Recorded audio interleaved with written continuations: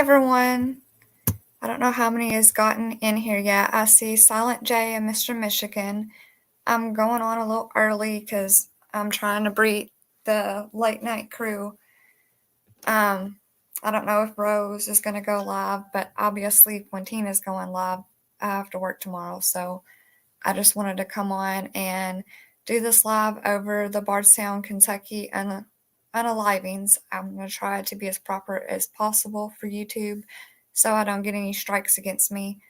It's hard to censor yourself when it's true crime. So this is a case that I've known about for years before I even got into the true crime community on YouTube, before I started watching true crime on YouTube, maybe even before true crime was as popular as it is on YouTube now.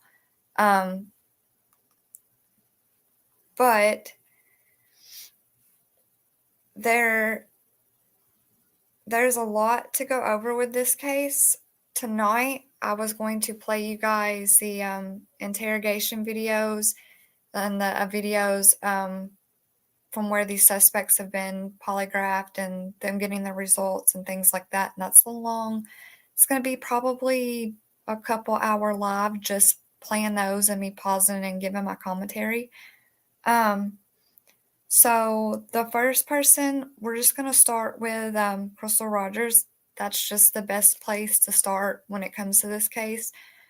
That's who we're mainly going to talk about when talking about this case, because that's the only arrests that have been made. I don't know if there is any connection with all of these cases. I just know that our state's prosecutor is investigating Jason Ellis, which I'm going to tell you about him, Crystal Rogers, and Tommy Ballard, which is Tommy is Crystal's dad, and I will discuss that as well. But the Netherlands is a mother and daughter, and it's just not the same people investigating her case as it is the other three. They think that the other three, once you solve one, that it's going to lead to solving the other two cases. And the more we get into discussing what's going on in Bardstown, Kentucky, and the more you hear and the more you see, you'll understand, you'll understand bits and pieces of why these could all be connected. So I'm just going to give you a preview of the other ones, but right now we are going to discuss Crystal tonight because, like I said, that's the only one that we have the most information on. Jason Ellis was a police officer for the Bardstown Police Department, and in 2013 he was getting off his shift a little later than he normally would. He was getting off the Bloomingfield exit onto the Bluegrass Parkway, and there was tree limbs and bushes on the ramp. So he had to stop and try to clear the roadway. While he was trying to clear the roadway, he was pew-pewed and unalived and left there to pass away. Like I said, I'm trying to sound politically correct for YouTube. It wasn't until the next person come along to take that off-ramp to get off a bypasser, seen him laying in the roadway, and used Jason's radio to dispatch back that officer down. We don't have anybody arrested, any proof of any connection as of this moment on who may or may not have done that. That happened back in 2013. It's still unsolved. There is a reward for anybody that has information, but nobody's come clean since 2013 on what they know about what happened to Officer Ellis. What I can tell you is that the community, I don't live in this community, but I'm 30, 40 minutes away. So it's a town, I know how the people feel. Like I said, this the first unaliving that happened and has got the attention in the Bardstown is Jason Ellis. So since 2013, people have been talking about all of these cases and they have expressed their feelings and their emotions. And I've got plenty of videos to play for you guys to see how this affected the community. But from what I have heard, Jason was actually a good police officer. He was one that was more likely to help you than just be out to get you. Like, he wanted you. Like, yeah, you may have done something wrong, but he wanted to try to help you do better and help these kids get off the street and help get the drugs off the street. And he was actually a good police officer. He wasn't one of the good old boy crooked police officers that constantly harass certain family members and just don't do their jobs properly, use their badge to I don't know how to say this, but you just have good cops and bad cops, and Jason was a good cop. So that is Jason Ellis. And then a year after this, the Netherlands, Kathy Netherland, which is the mother, and Samantha Netherland, which was the daughter, was found unalived in their homes. And the reason why they were found is because Kathy was a special eds teacher and Samantha was still in school herself. They did not show up to school, was not normal for them. You know, she normally would call a substitute. She was normally on top of everything. You know, she wouldn't have just not showed up for work without having a replacement. When they found out that she had not called in a substitute, they got worried. Her daughter also didn't show up, and that wasn't normal for her because she's a honor row student. Like, she was a good student, so she actually liked going to school. She wasn't one that skipped school like me because I didn't want to go.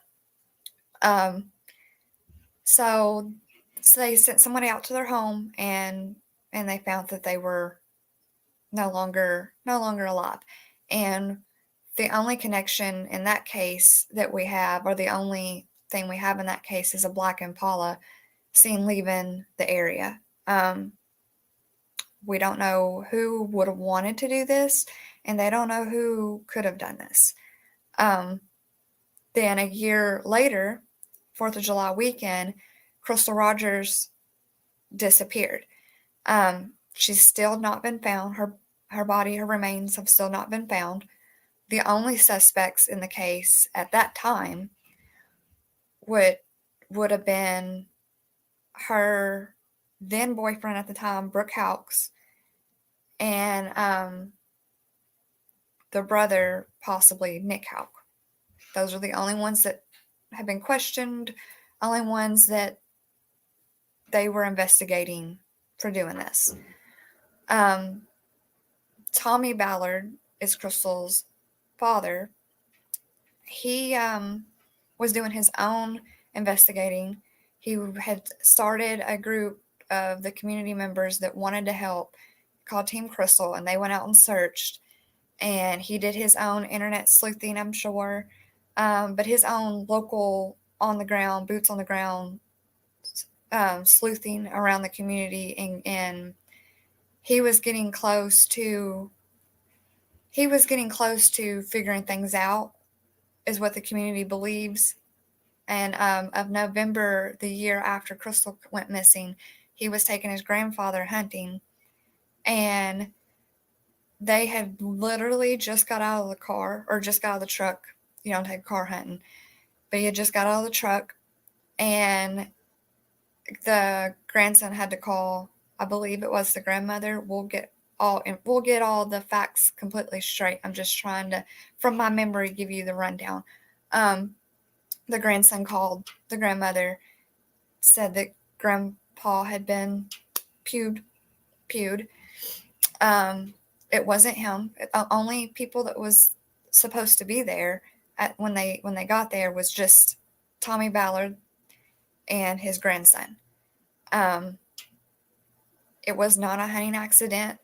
They wanted to say it was a hunting accident at first, but it wasn't a hunting accident.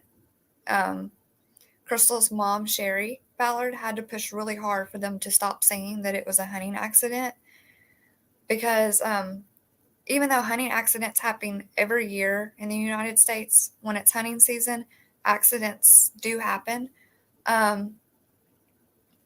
But this was not a hunting accident. The guns that they had on them had not been used, and it was not a hunting accident. When we get into further into these cases, you'll understand why I'm saying that. So the community believes that he was getting too close to figuring out what happened to his daughter, and they had to get rid of him as well. There have been arrests made since then, but tonight I wanted to play the interrogation videos and the polygraph video when Brooke Hawkes and Nick Hawkes were interviewed when this first happened. So, mind you, this first happened in 2015, and in 2023, last year, was when they made their first arrest, and they finally arrested Brooke Hawkes, and then we'll get into the other two they arrested. I don't want to give nothing away yet. They've arrested 3 people in connection to this case. But a little rundown on who Crystal Rogers is. Crystal Rogers was a 34-year-old mother of 5, went missing on the 4th of July weekend of 2015 from Bardstown, Kentucky. Her boyfriend and father and her youngest child, Brooke Hawkes, I said that wrong. Her boyfriend and the father of her youngest child, Brooke Hawkes, was the last known person to see her alive. Within months, he was named the primary suspect in the case. Nearly a decade into her investigation and 3 years after the FBI took the lead in her case, so it took 3 years it was before anything even remotely moved in this case. And that was when FBI took over investigating this case. FBI took lead in the case. Arrests have been made of conspiracy to commit unaliving, but this story is far from over. The investigators take a deep dive into her case and newest developments, and the brothers at the center of this investigation. So that is what we're going to watch tonight. And I know that some of the subscribers that I have are missing this.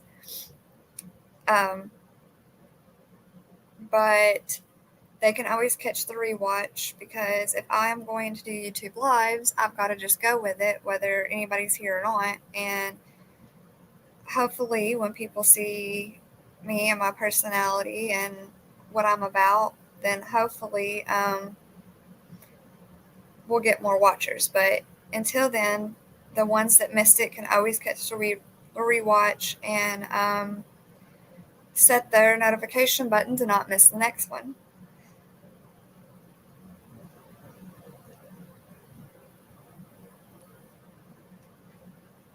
Because I have 2 loyal ones in here watching now, and Tashi's at work, so she can't watch.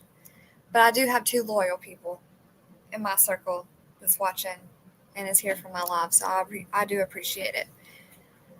Now I'm going to try to do this whole present screen thing and see if I can do it again. Yes, it is ridiculous, Mr. Michigan. It's been so long coming for there not to be anything until now. Like most people that's known about the case as long as I have, or has followed it for a long time, we've all known who at least one of the guilty culprits were. We all knew who it was. But it's just the way the law works. You gotta build a case. And it took FBI a long time, and they searched and a lot of work finding evidence. let's see.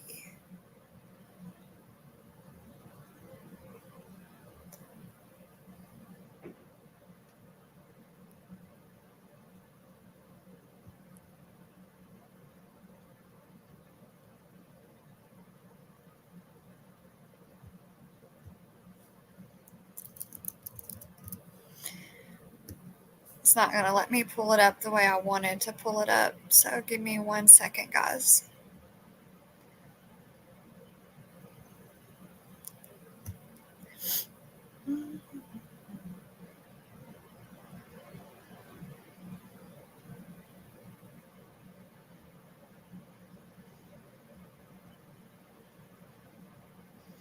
Has to be complicated. It wouldn't let me pull it up the easy way.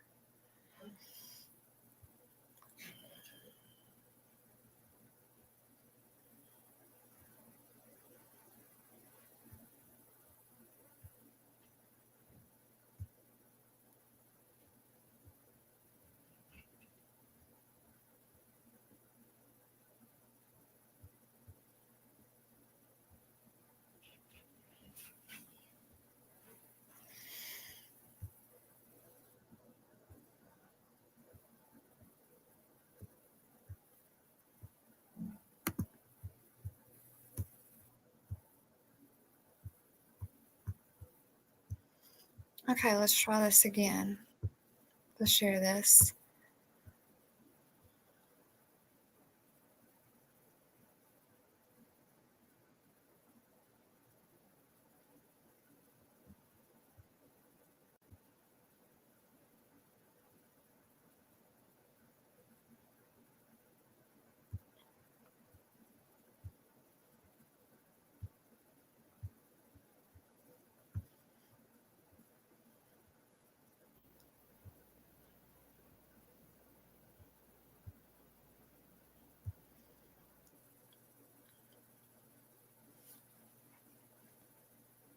Okay, I'm blowing this up so you guys can see it better.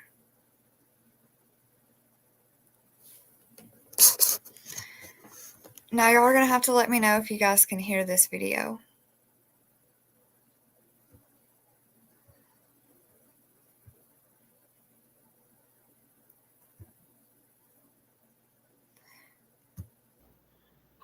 Bluegrass Center. And I don't know these. I put approximately on these before.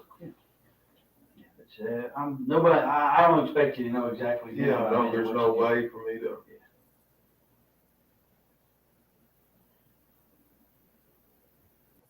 But can you hear the video, Mr. Michigan, too?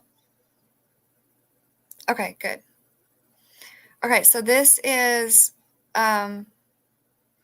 Bardstown detective interrogating Brooke Hawkes on the disappearance of Crystal Rogers. This is the full video. As you can see, it's an hour and 58 minutes long, so just bear with me. And it is a police interview, so I can't do anything about any muffled sounds or background noises or anything like that that's part of the video that we're watching.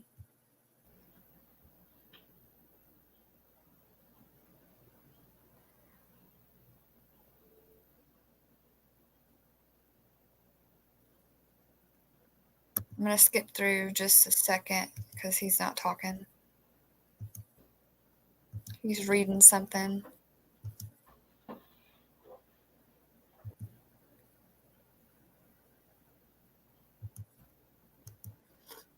Because she had told me that she was gone before you got back from the gas station and before Mom got home. Okay, Mr. But Michigan. I don't think that's correct because her grandma said she picked her up about 7:30. So you guys were already gone from the house.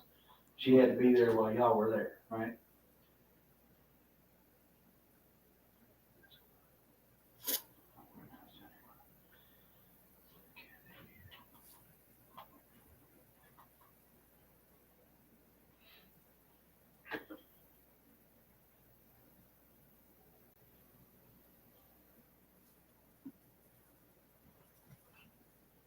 Is this Friday? You working on the new construction on Friday? Yeah, and I didn't put that order, but I put all that right there. The further you go, the more clarified I Oh. get. I broke it down into segments. Oh, these are the people whose house you were working on? Yeah, all these right here are people that I'm overseeing, that I'm See, Brooke Hawks, he builds houses and he is a realtor or a landlord. He has houses he rents out, and then also houses that are built in these subdivisions that also just get flat out sold. So, he's being investigated and, he's being questioned on the disappearance of his, at that time, girlfriend, Crystal Rogers. So they've got to know, like, who you work for. He's the boss, but who you got working for you, what houses you've built, where you've been. Like, they need to know, so that way they know who to ask questions next. So that is what you're hearing right now, is that they're getting information from him so they know who to be questioning. speaking or talking to, we'll just look at my phone to get my exact time. I got my phone in there, and that way you can build a timeline of all this stuff that I do this every day. So me looking back, I had to know what time it is. And Right. there's no way for me to remember that. I mean, Well, Mr. Michigan, it's 2024 now. So yeah, she could definitely be anywhere. They've had time to, if they wanted to, move her. But I do see what you're saying with him building I can't even talk tonight. Him being a contractor, building houses and owning houses and things. We'll get to that.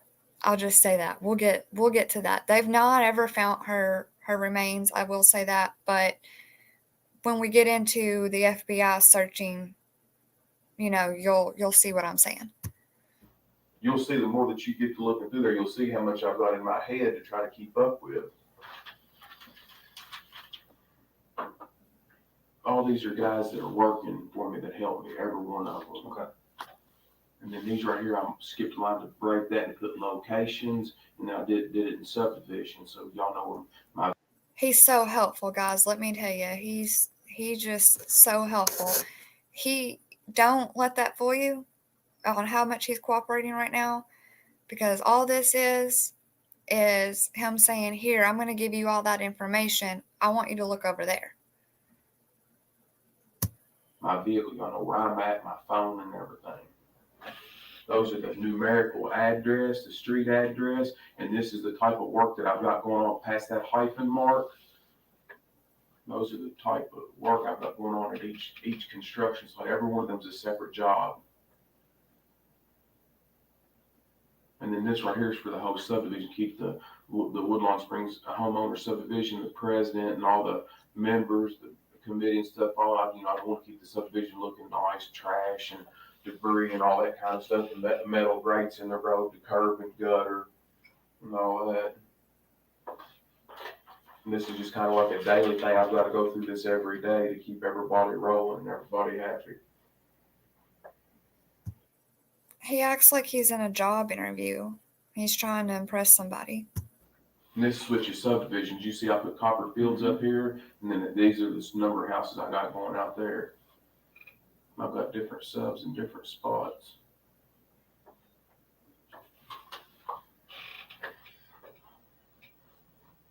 Sorry, that thing will go off pretty constantly. That's fine. It's not. I've got people all over the county too. All right.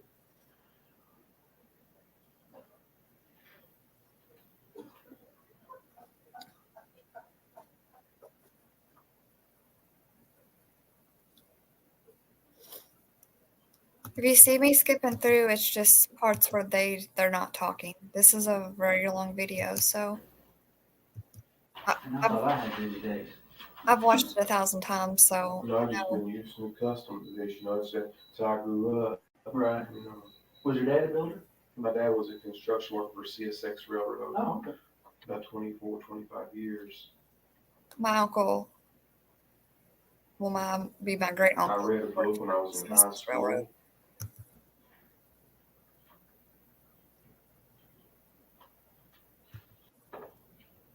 This is just basically them getting information on his data. Little Samir, Town and Country, Springfield State Bank. Springfield. You want me to write that out for you? No, that's all right. That was the only one I didn't recognize. All right.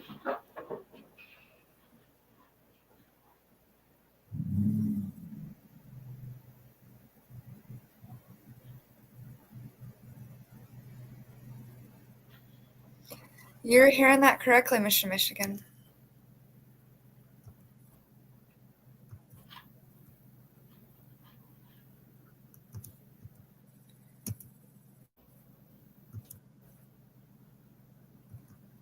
This interview is super slow at getting started because he's basically looking over information he has and he's basically just verifying it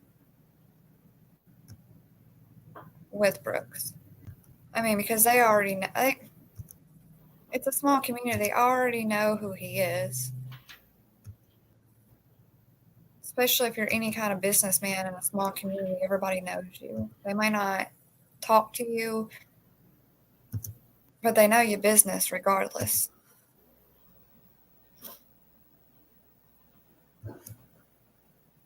I can promise you that. And if they don't know Nobody else your will write business, on that though, correct? No, and I'm gonna make you a copy to show I you. want to be sure that nobody else, messes with none of my stuff. Right. No, you're gonna get a copy of it so that you can look at mine and look at yours and say they're the exact same thing. All right. see, he's so worried that he wants to act like he's so worried that somebody's going to mess with his stuff or fabricate the information he's given them or anything like that. It's just, as you go on, you'll see how ridiculous this man is.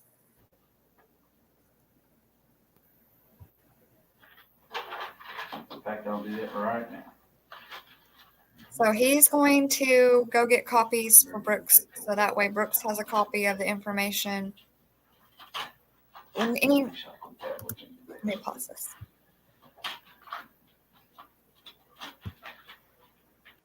When you're interrogated, they're not giving him any like information. They're just giving him a copy of the information that he's turned in and what they've gone over right there. I don't know how to explain that. I'm not a bullhorn Betty or somebody like that knows JLR that knows how to explain these things a little better, but that's just standard procedure of him getting him copies of all of that. In just a second, I'll bring it right back. So we're gonna skip till he brings it back.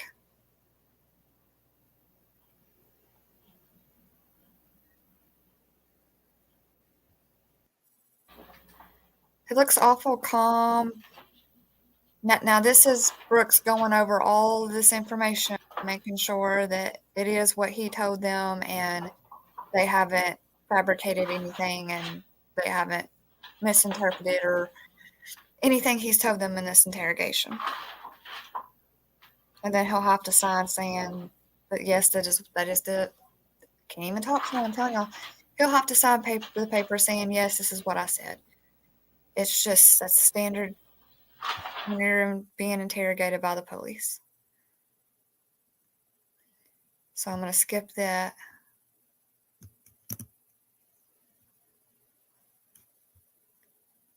Oh, lost sound. It's came up, but we've always found ourselves several years. Easiest way for me. Presentation. Now you're Yes, going to, Up here, you can get a legit. sorry guys. Is that Man, yeah, I help however I can. one of the rumors that makes sense. I went forward too much.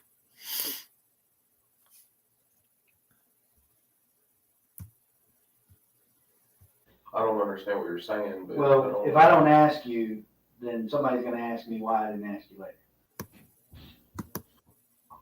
Okay. We'll just watch him go through his paperwork so I don't mess up again.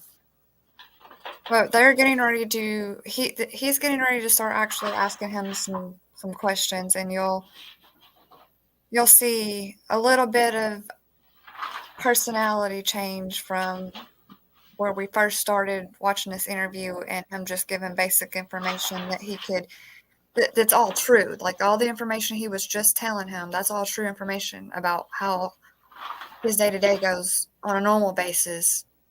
Him being a landlord, him building houses, him having workers, I'll take the what work original, if site. you'll keep the copy. All of that next was thing we'll true. look at a copy. All of that was true that he had just told him, that you just heard him say. So now I want you guys to kind of hear a little bit how his voice changes and his demeanor changes now that he's actually being questioned about where Crystal may be. Put this in the file.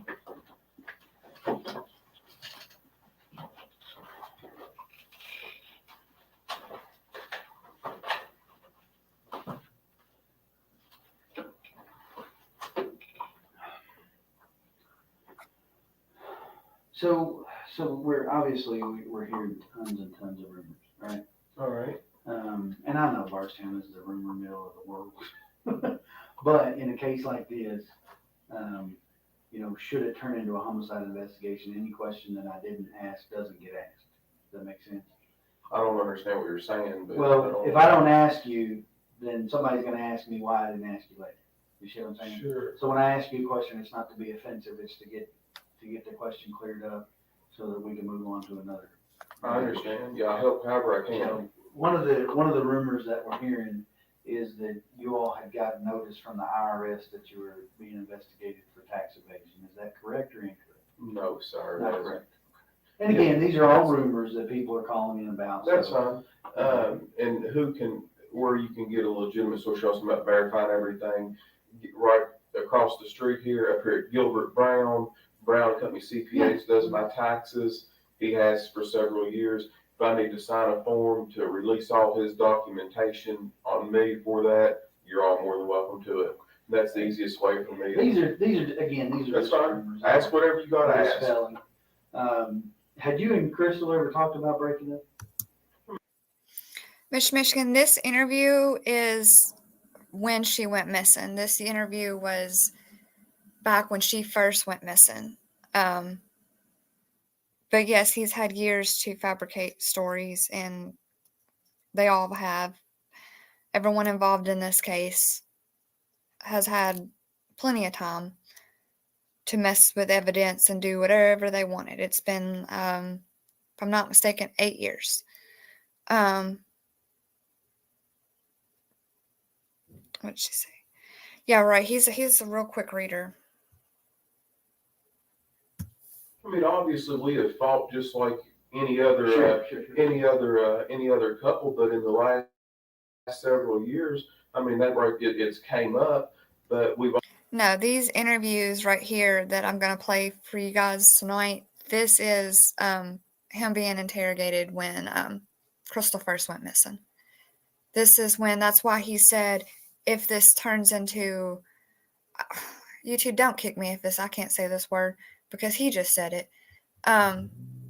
He said, if this turns into a homicide, there's questions I have to ask you that I won't be able to ask you if it turns into one. So at this time, they still was thinking that, okay, maybe she is missing.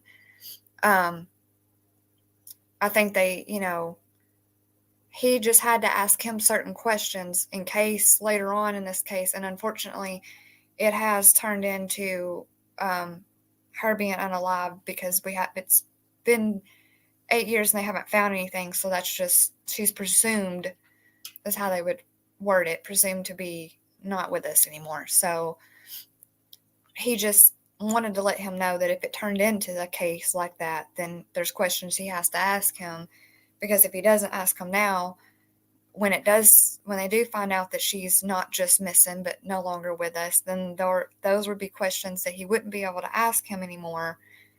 And then he would be getting questioned, why didn't you ask him this? Now we can't ask him, and now this is going to mess up the case.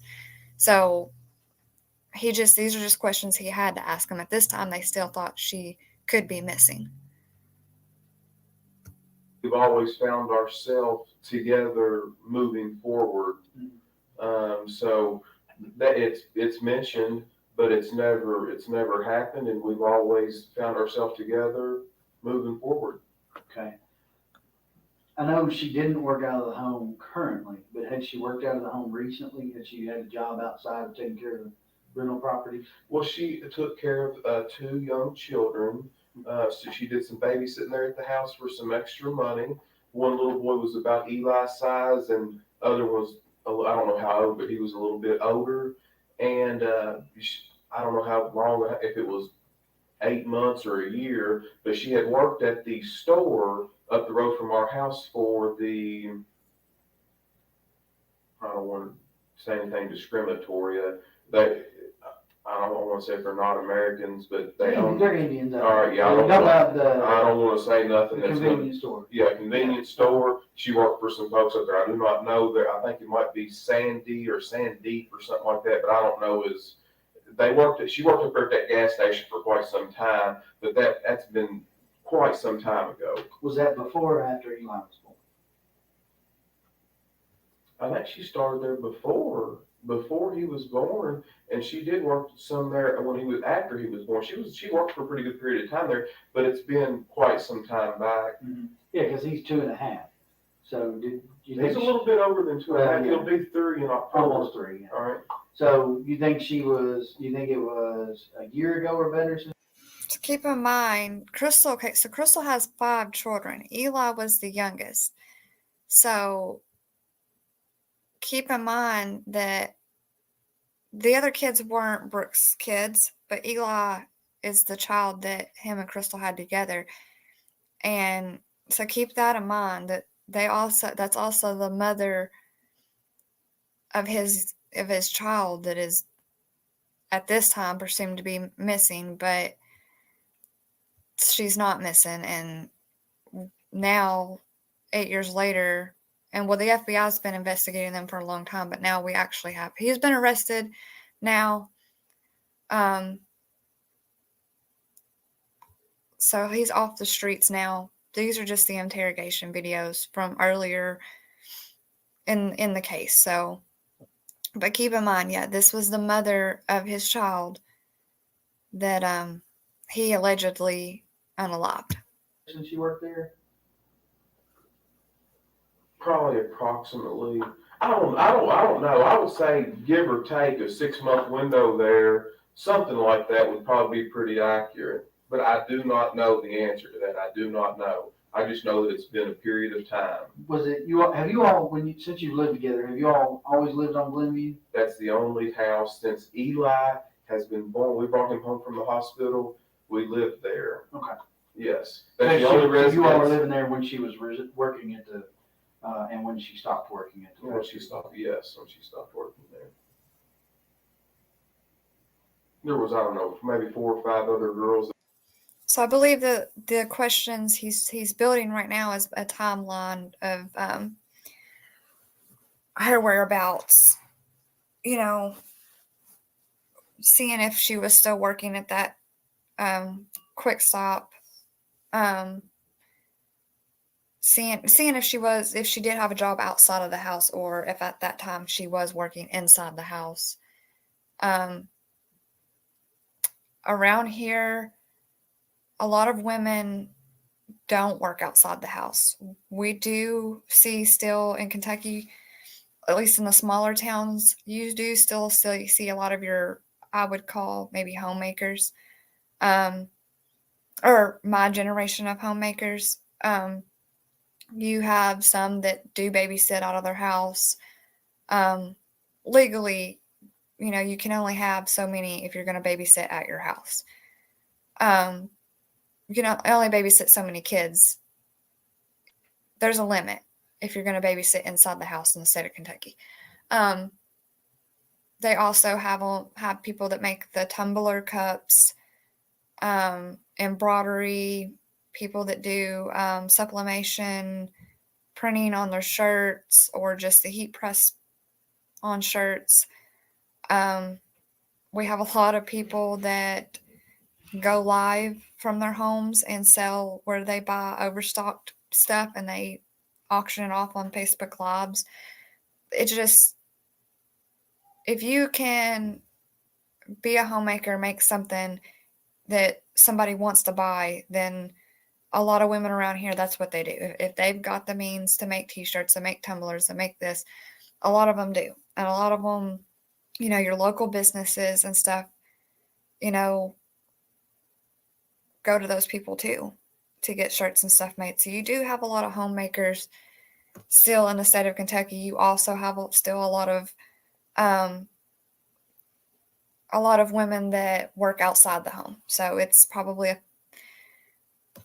a slim number of women that get to stay at home and work from home. And there's a bigger amount of women that actually have to leave home to go work. That worked up there with her, I don't know their names. They didn't have a large amount of employees, just a few.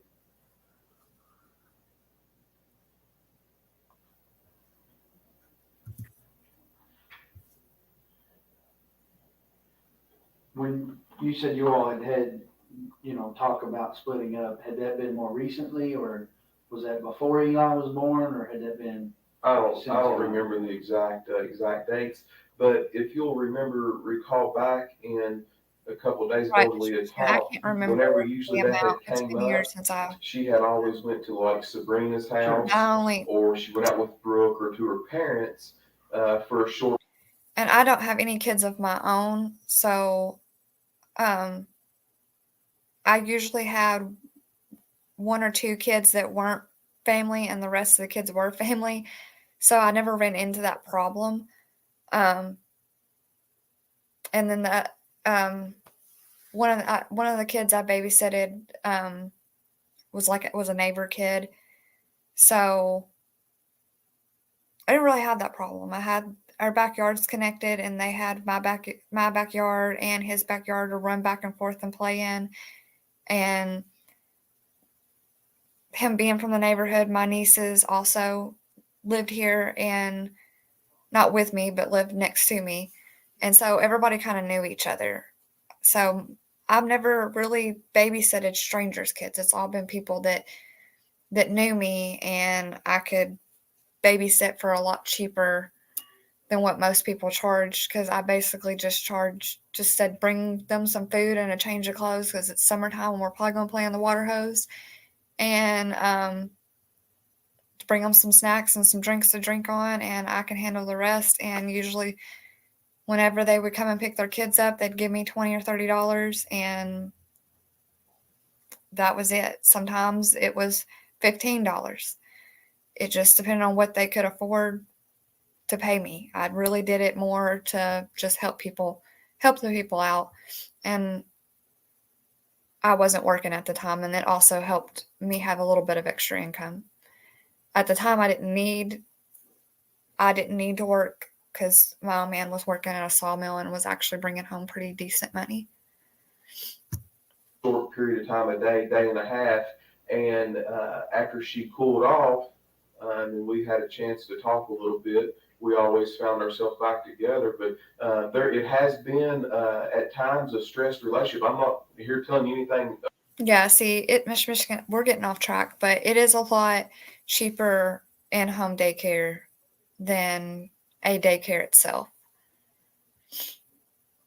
Other than that, that is the truth, and that's accurate. Yeah. That has been discussed, but we've always found ourselves together. We loved each other very much, and that right there is the bottom end of it. Well, the reason I ask is because there are some people that she's associated with that are telling us that she had made some tentative plans to leave, like looking at an apartment at that store above the apartment above the store. I'm just trying to figure out if that was something that was ancient history or if that was something that was more recent. Well, that's news to me. I don't know anything about it. See, Crystal was planning on leaving Brooks. She had mentioned to her mom that she had some information on Brooks that because the thing about it's an ugly thing with child custody. His mother, Brooks' mother, wanted Eli. She did not want Crystal's family to have Eli. It was a crazy situation. So, Crystal had some evidence that was going to basically help her probably in court to get custody of Eli. And it would have been a mess. He's saying he knows nothing about it, but small towns talk, and she was planning on leaving him for sure. About that. So when you all, let's say the last time you all had discussed splitting up, she didn't discuss any specifics with you about moving to an apartment or anything like that? Just that you all were having some issues and you resolved it? Say all that again. Yeah. Break your question. Break them down. The last time that you all had that type of a disagreement, okay? The last time that there was the possibility that you might split up, did she specifically talk to you about moving out somewhere? About moving out? No, not anything that I heard. She's never had an isolated point saying, "Hey, I'm moving here, or moving there." I don't recall anything like that. No, Okay. sir. That was my question. All right. And honestly, that may be true. She may have not told him. Because this is pure speculation. There is no facts to what I'm saying right here. This is just my point of view and my opinion. Because what it sounds like to me is that friends and family was very aware of their actual relationship, not what he's trying to portray it to be right here. Obviously, all relationships you fight. I mean, you don't get along 24/7. But there's a difference in, not getting along and not getting along when it comes to being in a relationship. What it sounds like to me is that they had quite a few times where she's like, "I'm leaving." And he probably was like, "No, you're not." And it's probably one of those situations to where if she was going to leave him, she was going to have to do it, "Surprise, I'm leaving." She was going to have to already have her apartment set up, already have everything done, and not tell him she's leaving until she's walking out the door with the last of her things to where he can't stop her, which he could have still stopped her. And I'm wondering, pure speculation, if maybe that's what happened, is that she was leaving. But it sounds like to me that she was actually getting ducks in a row and planning on leaving him. And she probably was not going to tell him until she was actually, out the door and already had an apartment to go to and move into. It sounds like Crystal was responsible and was, she has kids. It sounds like she was planning to leave him and planning to have a place for her and Eli to go and, not even have to go stay with family or anything like that. So he could be telling the truth here. She may have not told him that she was planning on leaving.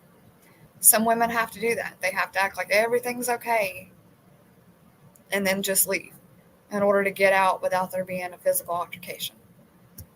Just if she had. Well, sometimes I know that you all do this for a little bit. Sometimes I feel like when you ask me a question, you put so many things, and I'm thinking we need to dissect it a little bit so I can answer each part specifically rather than put so. And I'm not. Please don't upset at me for saying that to you. No. Put so much stuff in. Right, I want to break it down in a too. simplified, direct question rather than put so much information into one question. Try to answer one and have a bunch of parts in one. No, that's fine. If you need me to, that's fine. What you did right there is just fine. All right, yeah, I just want you to ask ask it a different way or ask. because I want you helping me. No, that's All right, that's all right. That's no problem at all.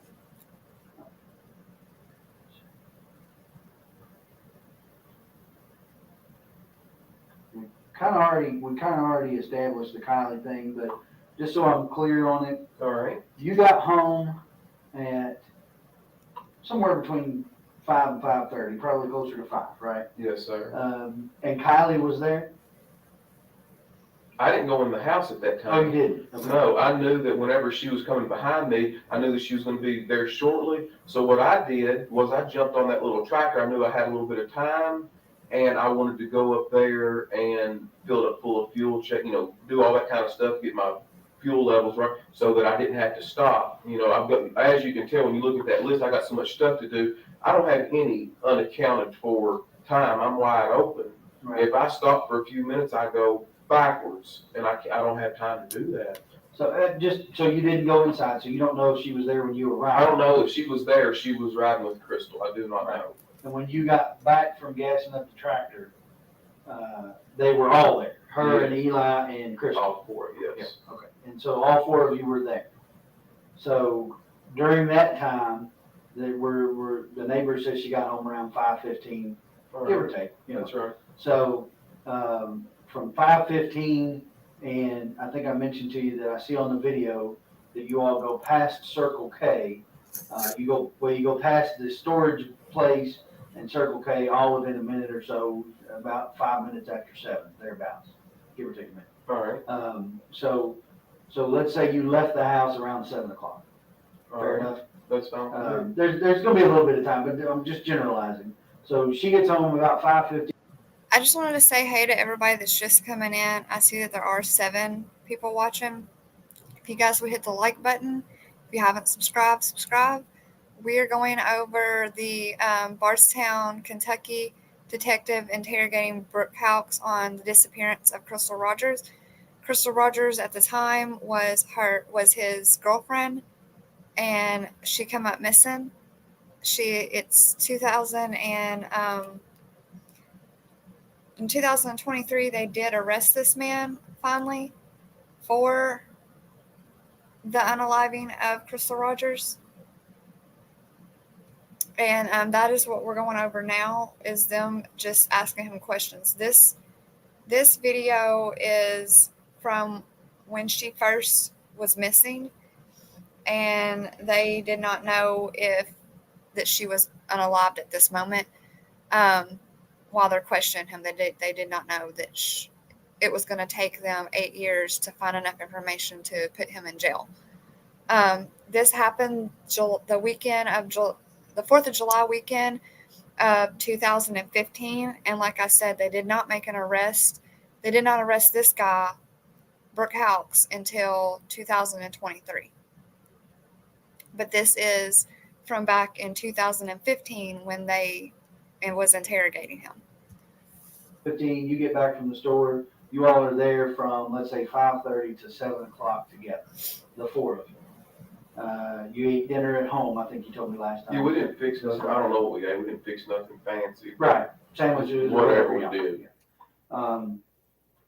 You guys leave to go to the farm, but Kylie does not go with you. That's correct. She stays there, waiting on Her Kathy. Mamaw Kathy, her father's mother. Yeah, Kathy Fenwick. Yes. Right. So she stays there. You don't know what time she gets picked up, but she's there when you all leave. Yes. Because that was one of the things, I think she got confused, Kylie, not Kathy. Kylie got confused about the time frames when I was talking. But I can't speak on their. Yeah, no, that's that. fine. I'm just trying to make sure I'm not confused. All right. That's what you said is my understanding of it. So you guys leave, you go, presumably you go out Bloomfield Road to Guthrie because you go past Circle K and not turning on Woodlawn Road. So you go out there, and then the next time I see you is when you pass Caddy Shack, the little restaurant there on 49. You go past there, and it's about the right amount of time for you to be traveling, you know. And then you get to the farm around, best I can figure out by the time frame on the video. Okay, this is them talking about Crystal and Brooks and their son Eli going to Brooks' family's farm. Is about 19 minutes after 7. So you're actually there. And this is pretty much, I believe, in my opinion, the last time she was seen alive. You know, roughly about 7:20. So Okay. so you get there. By the way, I twisted I guess it would be your aunt's arm. We noticed they had the video cameras. That's why. Yeah, that's fine. That's good. So she actually helped you out with the time. Good. It showed you coming. Now I haven't watched the full days yet, so I don't know anything about comings and goings. But I know you got there about 20 minutes after, and you left there about 11:55 thereabouts.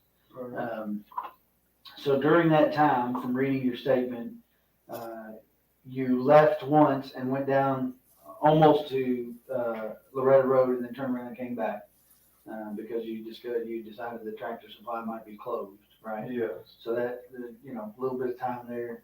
How long were you at the farm before you went to get feed and then came back, decided that it was too late? Do you remember roundabout? It couldn't have been long. Because you were going to feed the cows, right? Yeah, it couldn't have been probably more than, I don't know, 15 or 20 minutes. Okay. I'm just trying to get an idea so when I watch the video, you know, I can kind of look for when you're coming out and then you're going back. Yes. And when you got to the farm, do you know if anybody was there other than your mom? I don't know. Okay. Did you see your mom when you came in?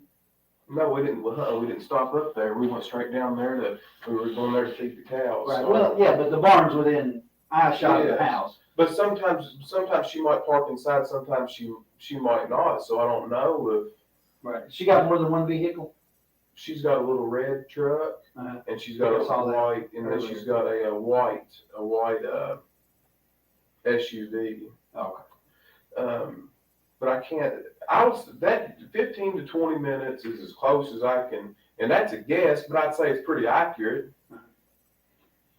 She, I think your mom told me she had been mowing grass. Do you know if she was mowing when you got there, or She's always outside doing such. She's more of an outside person than inside, but she likes to mow grass. Sometimes she'll mow it whenever it don't even need to be mowed. So, but no, I don't recall her mowing if she was mowing. But you know, there's a lot of area there that if she was mowing, that I could have pulled in and not seen her, but I don't believe she was mowing. Yeah. Okay. And it's not all that important. I'm just trying to get an idea of what was. I mean, it is a decent sized farm. So there, I noticed when I was out there yesterday, I guess it was. So there's a bulldozer in the drive. Mm-hmm. There's a tractor, actually two tractors in the barn, right? There's a tractor with a bucket and a tractor that looked like maybe it was leaking hydraulic fluid. Maybe somebody or an attachment, maybe an attachment. All right. So while you were out there Friday, did you operate any of that equipment to take care of the cows, or how do you normally? No, I don't. By hand? Mm-hmm.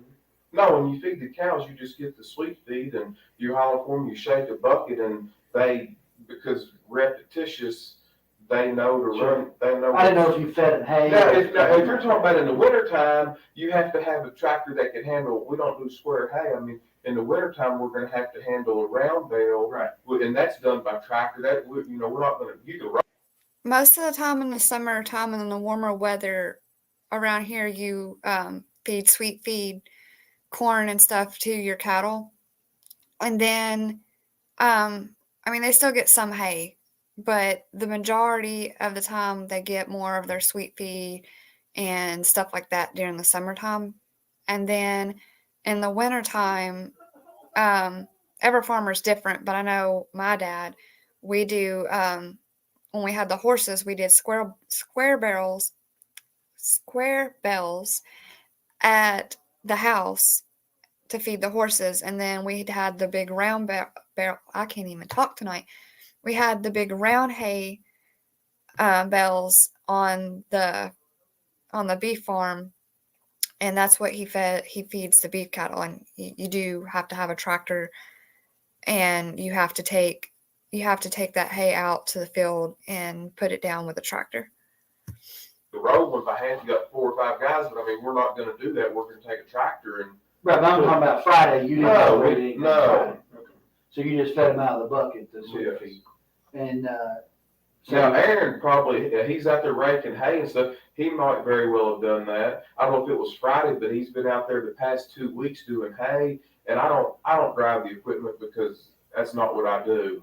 Aaron takes care of all that, and he bales the hay, he cuts it, he does all the mechanical. See, these are type of people, they have a farm, but they don't do much work on the farm.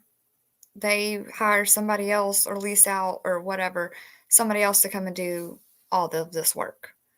So he don't get on the tractor because that's just not what he does. Mechanical work out there, and now who is Aaron?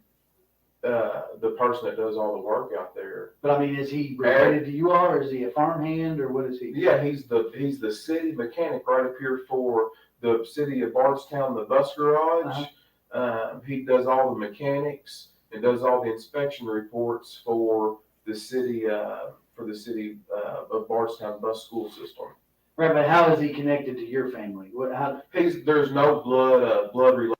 Right. Like you have to notice that sometimes like he don't answer the question that he's being asked and has to be asked the question again. We graduated together in high school. You and he did? Yes. Okay, and so does he get the hay off of your farm, or?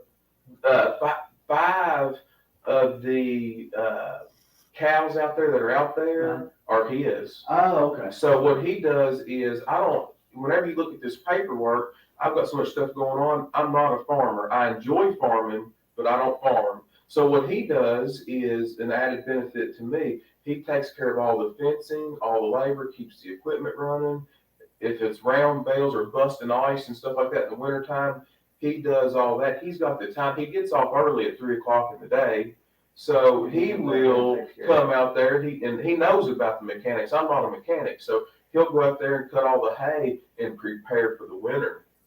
Gotcha. He uses his time to do all that, to use the grounds out there for his cows, because he's only got about 7 acres here in town, and he wants. And that is true. Sometimes people will do that. I know that there's been times when I was growing up, we had 13 horses. So there was times when the fields there at the house would go bare and we would need to move the horses over.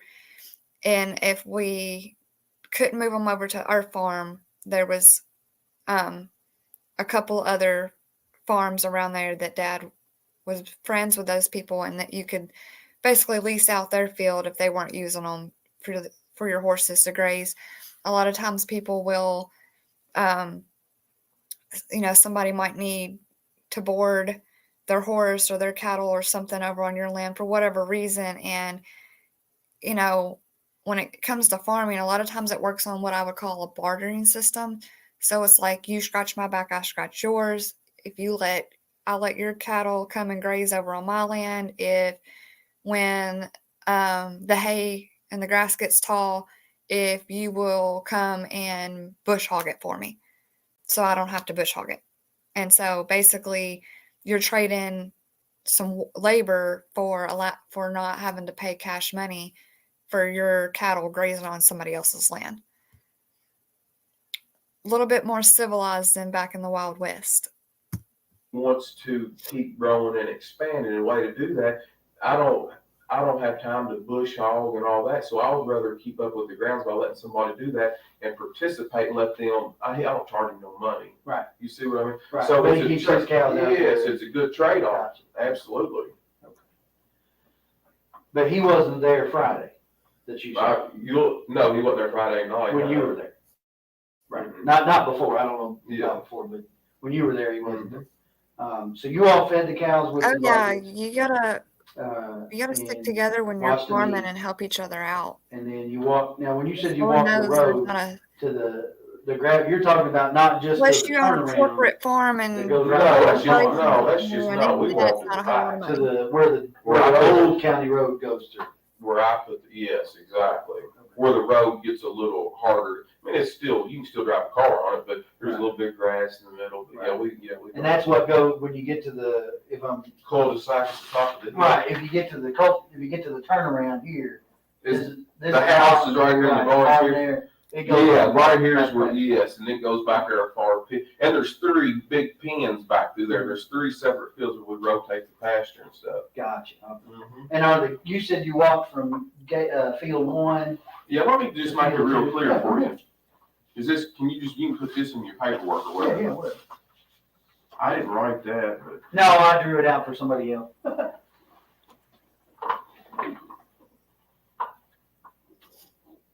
This is the barn. And then, of course, the fence. He's gonna draw them a map, or Right, a map kinda of give where them they a went lot when of places. they And got. then it goes all the way back. So somewhere right in here, this is a double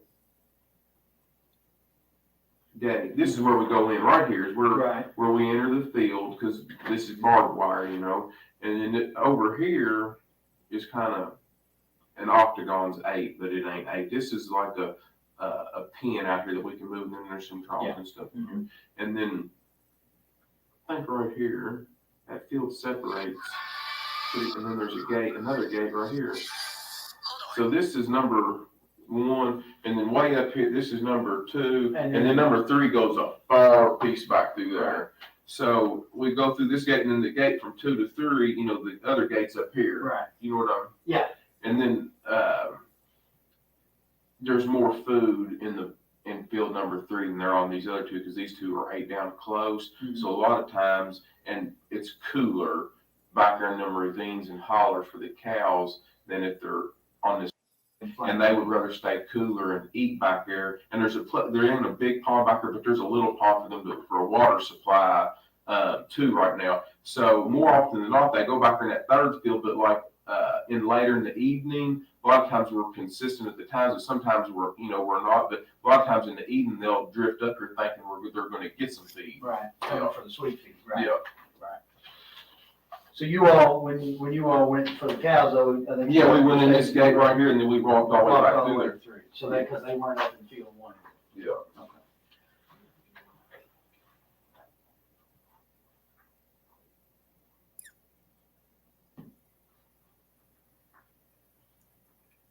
So so you fed the cows. What else did I read there? Sorry.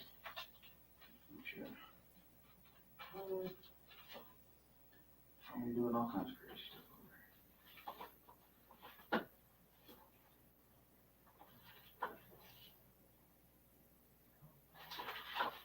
You fed the cows, and then you come back out and you walked the road, right? The road that goes to after we come back out from walking through here, then we walk out to here, which there's another. Did I see your pin again? Mm-hmm. So there's another. It ain't exactly straight, but it looks something like this. That's the driveway. Yeah, this driveway to the barn. Right. And then we walk out the road, and we just walk back through there. Okay. And how long would you say that road goes back into there? Do you know? If you had to guess. See, and so right here, they're just trying to figure out a timeline from how long they were from at the barn to the end of that road. Layout and so a couple miles where all they went going to and when from. it comes to being a because there's a cul-de-sac right here. There's also a cul-de-sac I put in up here. That's kind of the last place she was. At the very end. She was before she disappeared. Back there in the very back. Oh, okay. But you think it's about a mile, maybe? I would say close, yeah. So you walked to the end of there and you came back. Did y'all do any work on the barn or anything while you were there? No, we didn't do no work on that barn. Didn't work on the driveway or anything like that? Mm-hmm. The dozer, the reason I ask is because the dozer that's sitting there, did somebody use that to put that driveway in or put rock on that driveway recently? Or no, on Saturday I moved it over there. It was parked. That doze, I've got a skid steer also broke down. Right. I've got a skid steer right here with some weeds growing up around it. Yeah. And then I had a dozer.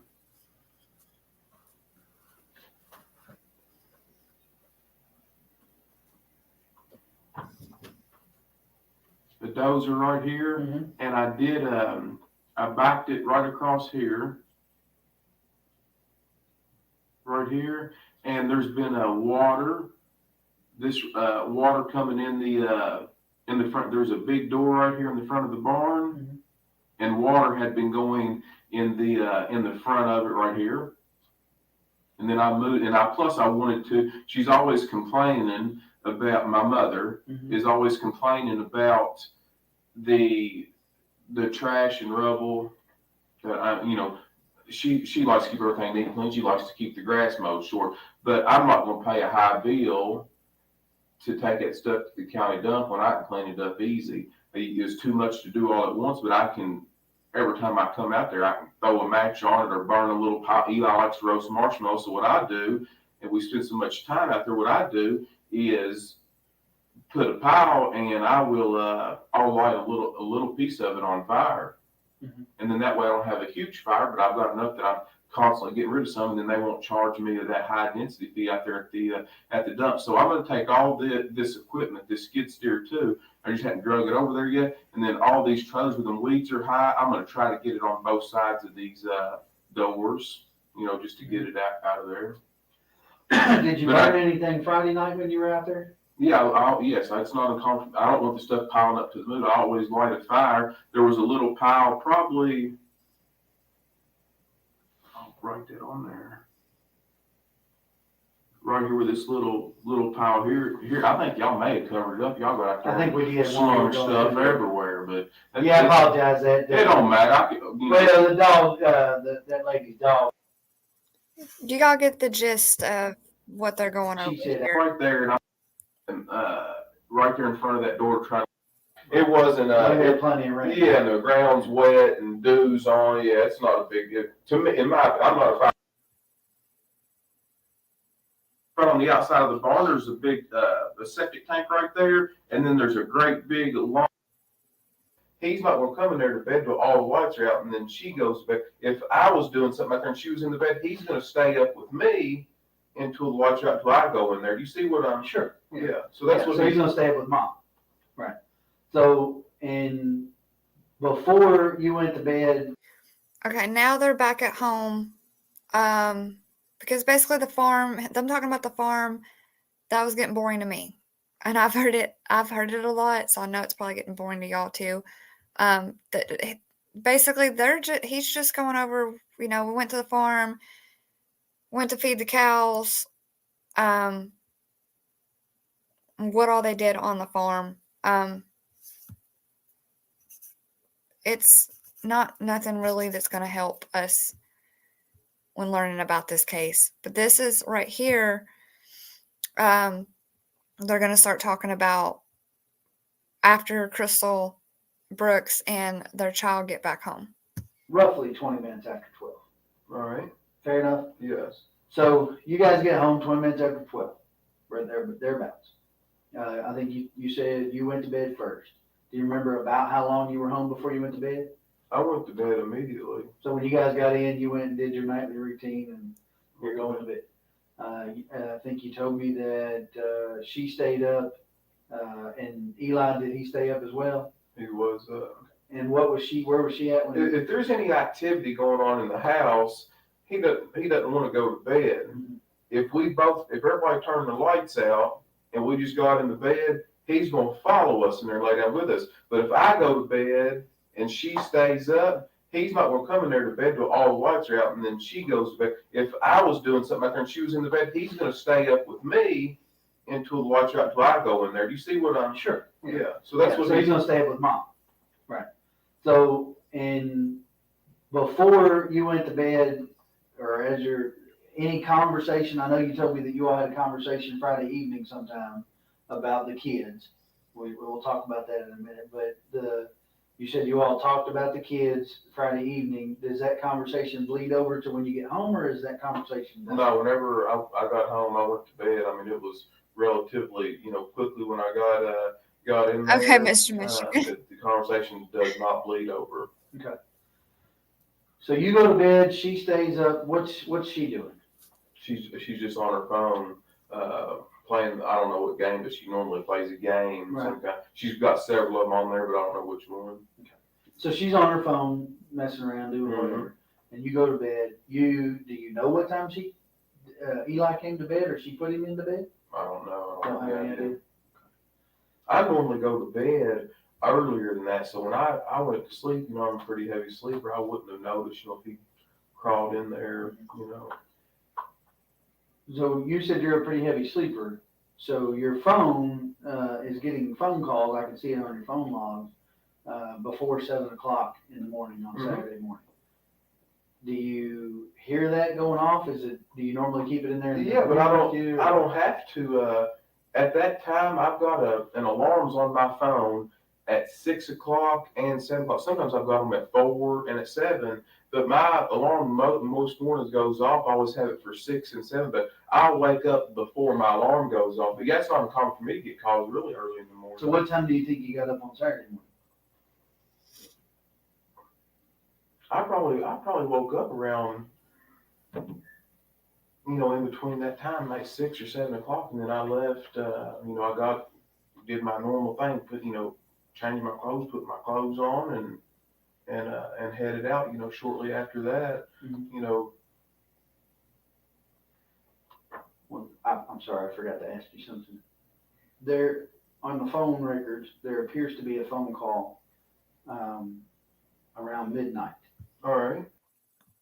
So pay close attention to this right here, you guys. This is key.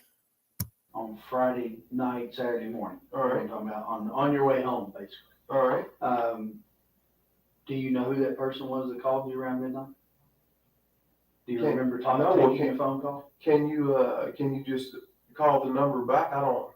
I mean, I could. I could. What's I the could phone look at your number? phone and Yeah, see look what's at in my there. phone, but I don't remember You that. don't remember getting a phone call on the way home? Mhm. Would it be unusual for you to get a phone call at midnight? I mean, it is for me, and I work for the sheriff's office. I get calls quite regularly. But Some of the people that do the tile for me, I wouldn't put it past them to call me at any time. They lay brick through the day, and then they're tiling my houses at night. The Thomases I wrote on there, Derek and his brother Tyler Thomas, they'll call me at any time. And I've got to, even if it's just one day, I don't pay them people by the job. They got to get paid by the hour, and then when they get done with it, I pay them. Right. That's just what we've agreed on. But yeah, those folks there call me any hour. it was a pretty short phone conversation is the only reason I asked. Mhm. Kind of unusual to get a 13-second phone conversation at midnight. It is for me. It may not be for you. But, All right. Well, we'll check look it at out. it. Yeah, We'll check look it at out in contacts. detail. That's right. So Saturday morning, you wake up sometime between 6 and 7. I think we decided that Danny Singleton, is that his name? Mm-hmm. A guy that works for you, was calling you and called you pretty frequently. You said sometimes you give him incentive to work on Saturdays, Yeah. and that may have been why he was calling you. So did you go do some work Saturday morning before you went to your mom's house? Before you went to the farm? Or what did you do Saturday morning?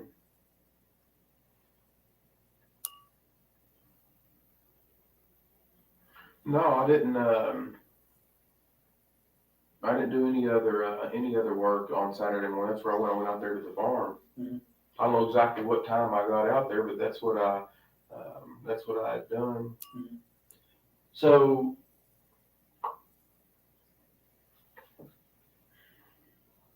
you get up between 6 and 7, and where's Eli at when you wake up? He's next to me. He's in the bed with you. Mm-hmm. So you get up. Does he get up with you? He's still asleep whenever I get up, but I go to the bathroom and all that kind of stuff, and he's still sleeping there on the bed. And so when you wake up, he's there, but Crystal's not. She's not. Okay. And so did you try to call her or? Yes, I noticed that she wasn't there, and I didn't know exactly what to think. I don't know what time I called her. Yes, I called her that morning. I mean, did you call her before you left the house to go to the I don't farm? remember what time I called her. Yes, Do you Max, remember I where could you were see you. at? Were you at home or were you at the farm? I could see Or you. you were on the way to the farm? I don't know. I could see where you said, "Are my posts visible?" So if you said anything before that, I couldn't see that, but I can see you now. Thanks for stopping by. We're going over a case out of Bardstown, Kentucky, and this is Brooke Hawks, the boyfriend of Crystal Rogers, and this is in 2015 when he was being interrogated. You could have been here the whole time. You probably already know that, though. I don't know, somewhere in between.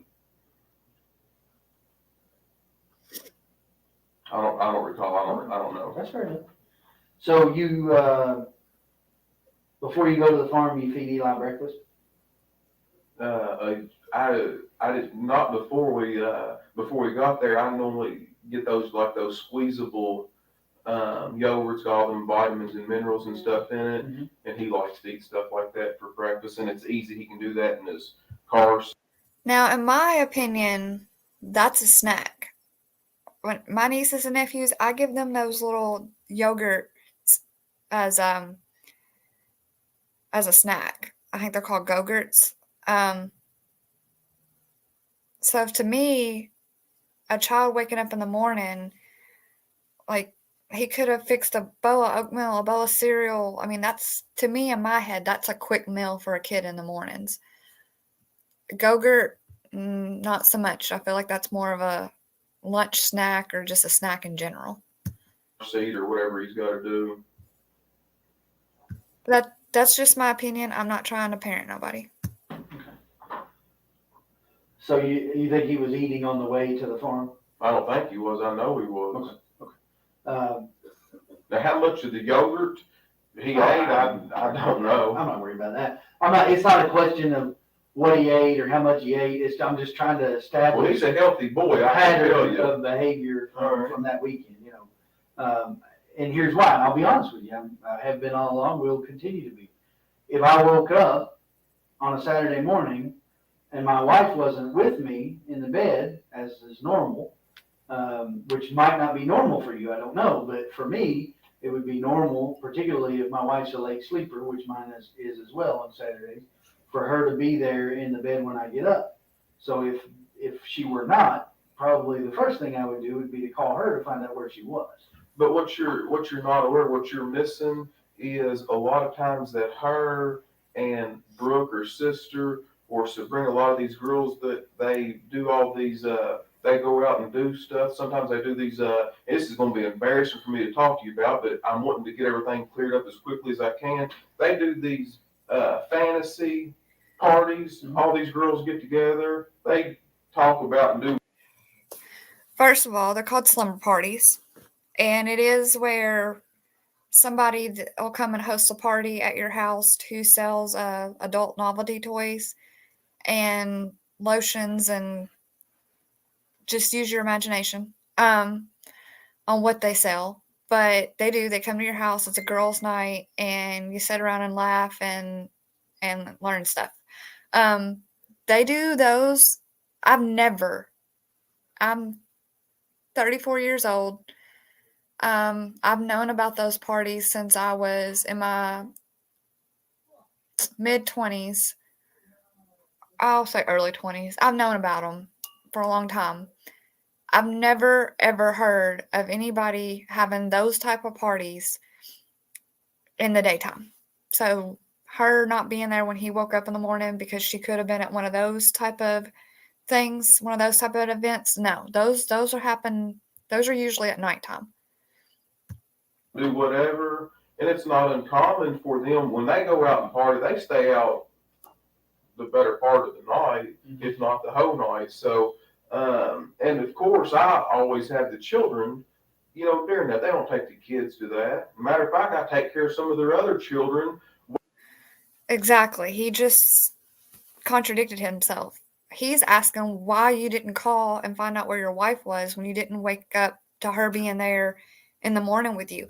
You've said that, she stays up late at night and she sleeps late in the mornings. If you're getting up at 6 o'clock in the morning, that's a decent time to get up. I mean, that's fairly early. I'm more of a 9 o'clock person, but if she had been out all night or any of these things, she'd have been in bed. She was in her 30s. She was in her 30s, so she would have been home definitely soon after midnight at the latest.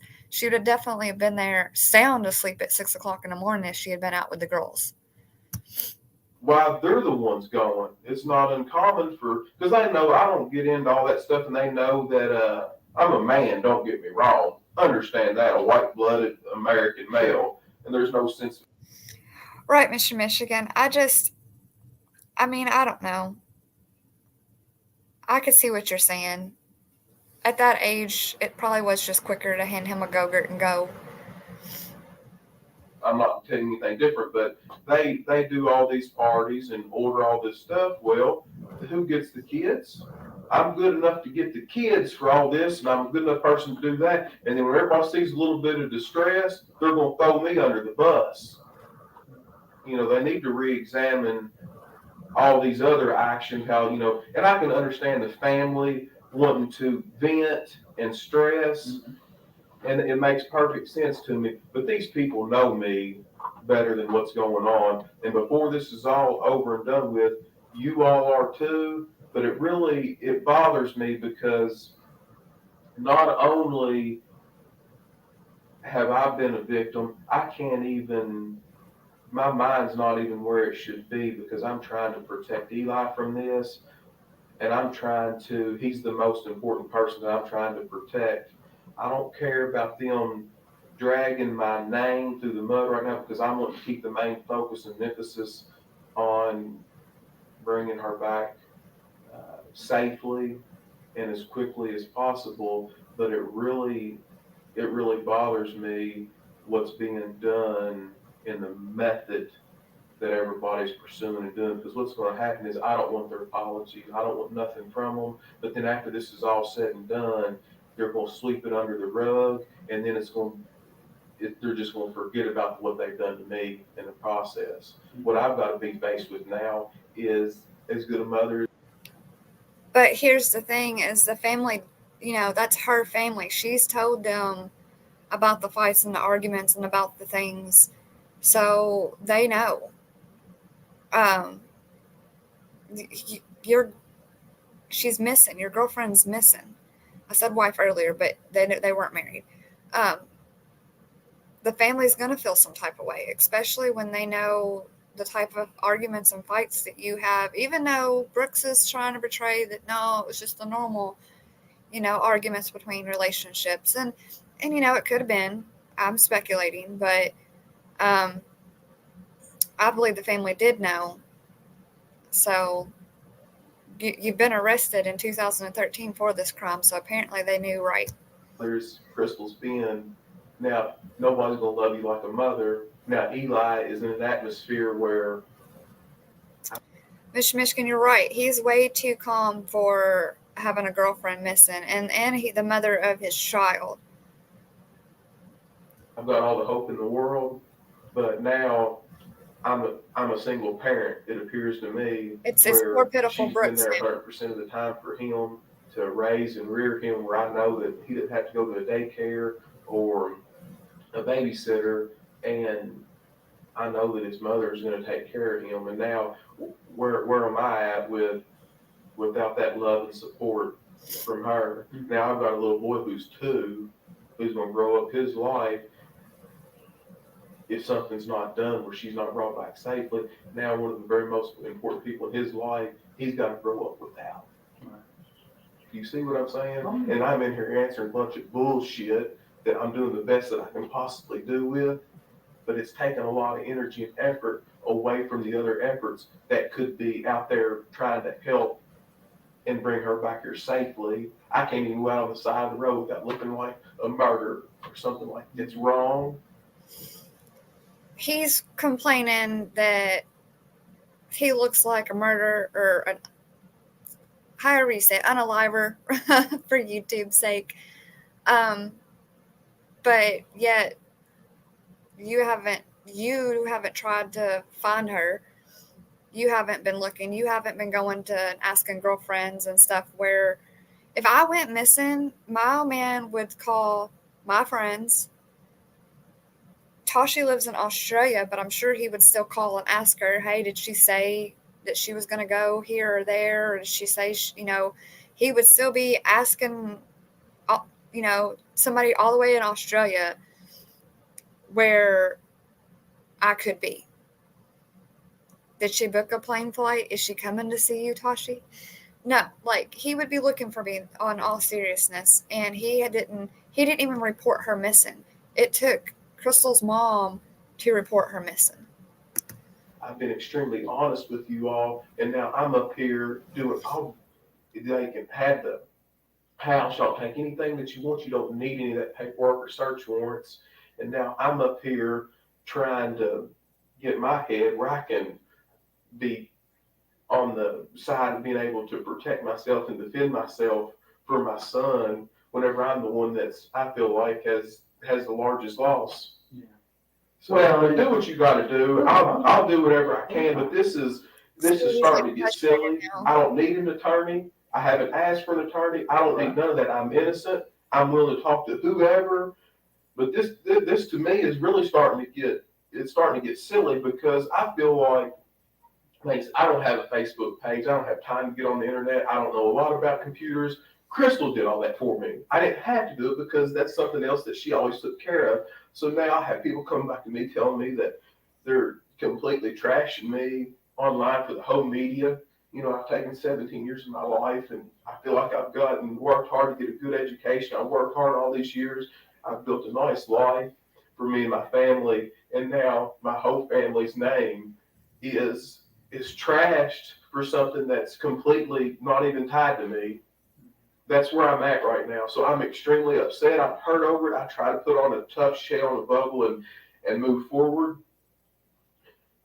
It's extremely difficult to get up in the morning and push on and look at Eli and know that here I've got a million things going on that I have to get done. And then who's going to suffer? He is. And it's not right. I'm ready to hire an auctioneer to sell all this stuff so I can be there for him like Chris.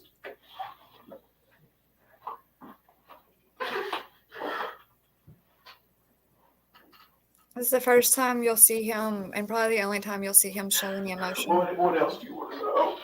Take a minute. It's all right. No,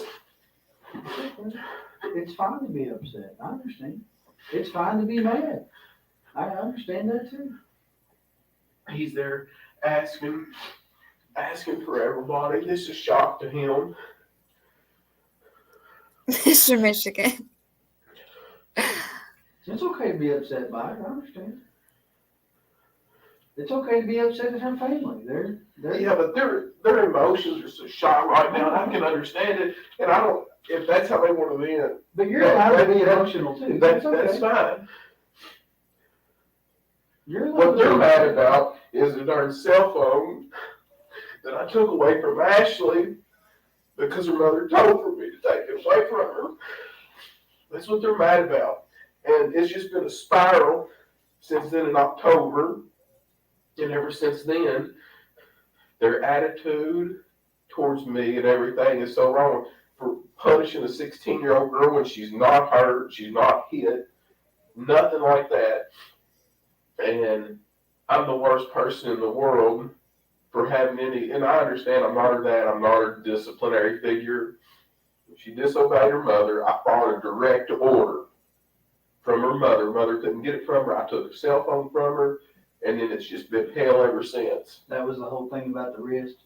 Yes, exactly. Yeah, they took her up to the hospital and did the same with CPS and all this bunch of garbage. They ruled it unsubstantiated, or however they wanted to say it. No bearing, or whatever you want. You can pull the reports. They documented it all. You can get all that stuff too. You want some water? No, I'm good. Let's move forward. Whatever you need, I'm here to give to you. Okay. I'm innocent. I don't need an attorney, so I'm good. Ask whatever you want to ask. Well, if we can just continue with the conversation, and I don't want to rush you. Take your time. I think we left off around about Saturday morning. So you guys got up, and she wasn't there. So you and Eli got ready and went to the farm. Did you go anywhere else before you went to the farm? I didn't stop at McDonald's or nothing to get any kind of breakfast because he had that yogurt, that squeezable breakfast, whatever. I don't know, whatever. Someone's still in the refrigerator if you want one. It's fine. Lord have mercy. So you went to the farm, and was your mom there Saturday? Do you remember? I didn't stop at the house up there either that morning. What do you do with Eli while you're working on the equipment? Is he in the equipment? I'm usually not the one that works on the equipment. Sometimes I might drive some of it, but yeah, if I get on that little tractor, he rides in my lap, No, but I'm saying you said you worked on the driveway, on the drive in front of the barn there, so. Yeah, but no, he's got 5 or 6 tricycles and big wheels and stuff like that he plays on. And It don't take a lot. this isn't about your parenting skills, don't misunderstand. I understand, yeah, but I'm not asking you about that, but what, is, you're working on the dozer, is Eli in the dozer with you, or is he out playing in the yard? Or? I'm not really working on the dozer. He's got 5 or 6 of them tricycles and big wheels things that are at the barn. And if he's not out there with the cows or something, he rides them little toys around. We got them down there in the barn. We got them out there in the driveway. It don't take a lot to entertain him. A lot of times he pedals or does whatever he does. Sure. But how long would you think that it took you to fix that area you said was taking on water there in front of the barn with the dog? No, I don't know. A lot of times on Saturday, I just use that as a place to vent and get away from what I call the city, not just like Bardstown, the city, but all the Right. city stuff that goes on, loud music and all that. Out there, you hear crickets. Yeah. You know, you don't hear a lot of people. So I'll go out there to kind of, a lot of times just to get away from the stress of all these tenants and stuff, calling these new construction contractors and stuff. It's a kind of a little vacation away from home. Right, but you told me earlier that on Saturday you fixed the spot in front of the barn where the water was going in. Yeah, if the water's not, if it's not been like raining a solid week or whatever, you can't really tell if it hits and misses. Sometimes if we get a substantial amount of rain, you can kind of tell where problems are, like, you know, and I could tell. So that's just what I did. Just piddle, just nothing important, just.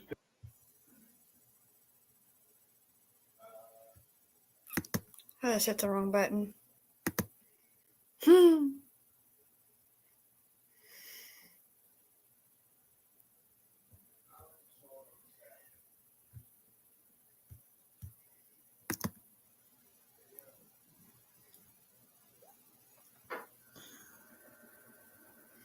Sorry guys, I hit the wrong video or hit the wrong button. I was trying to pause.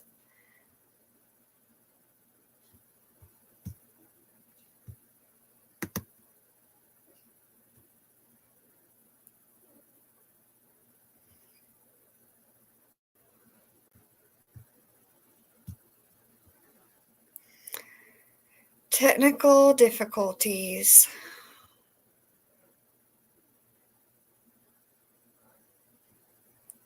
Week or whatever, you can't really tell if it hits and misses. Sometimes if we get a substantial amount of rain. I did it again.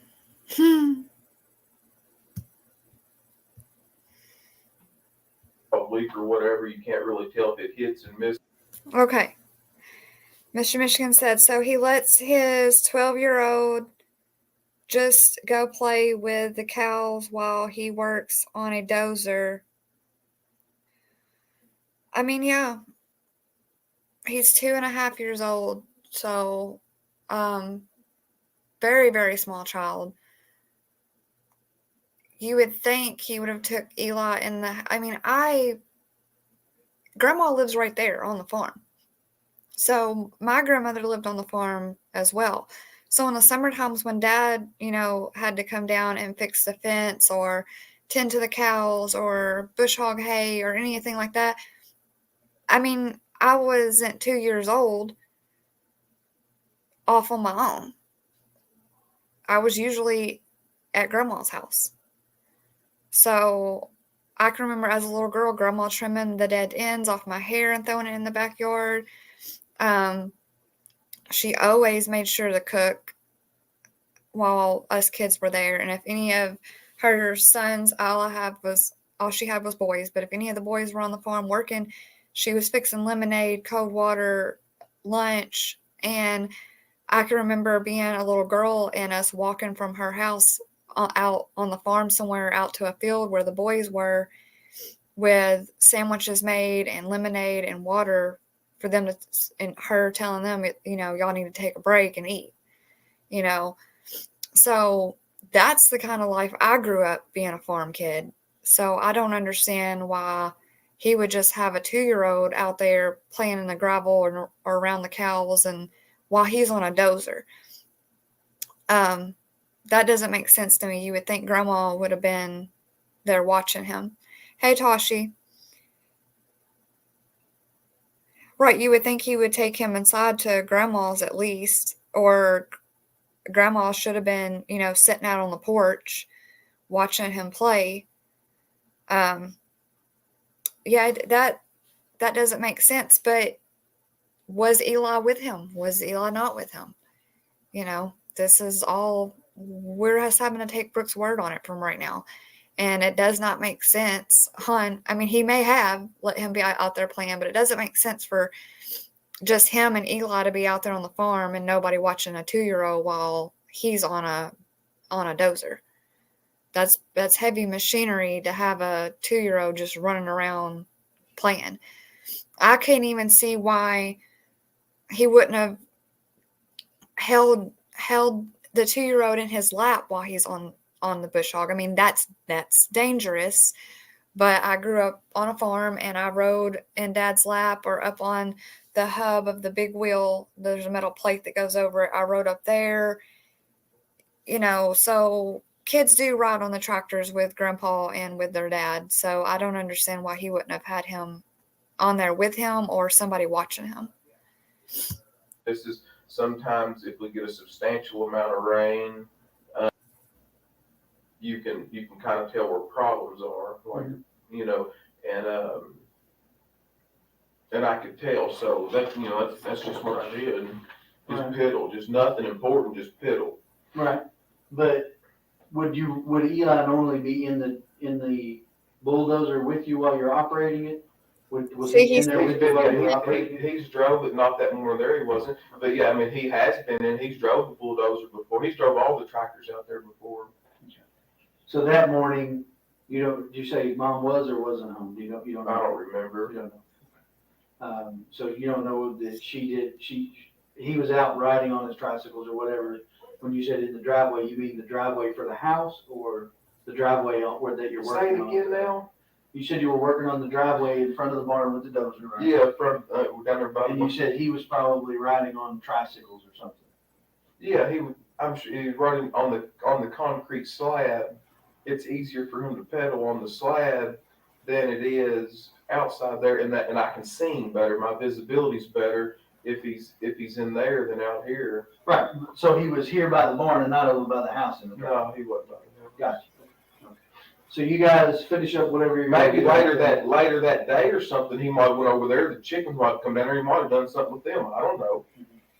But it's not uncommon for him to. The chickens out there, they can be fast, but they're not scared of people because he plays with them so much. But you can catch them pretty easy. He treats them like a cat. Mm-hmm. So you guys, any idea how long you were out there? Saturday? It was a good, usually on Saturday, I'm not in any kind of a rush because I try to take, I usually try to take it easy on Saturday. Okay. So did you eat lunch out there?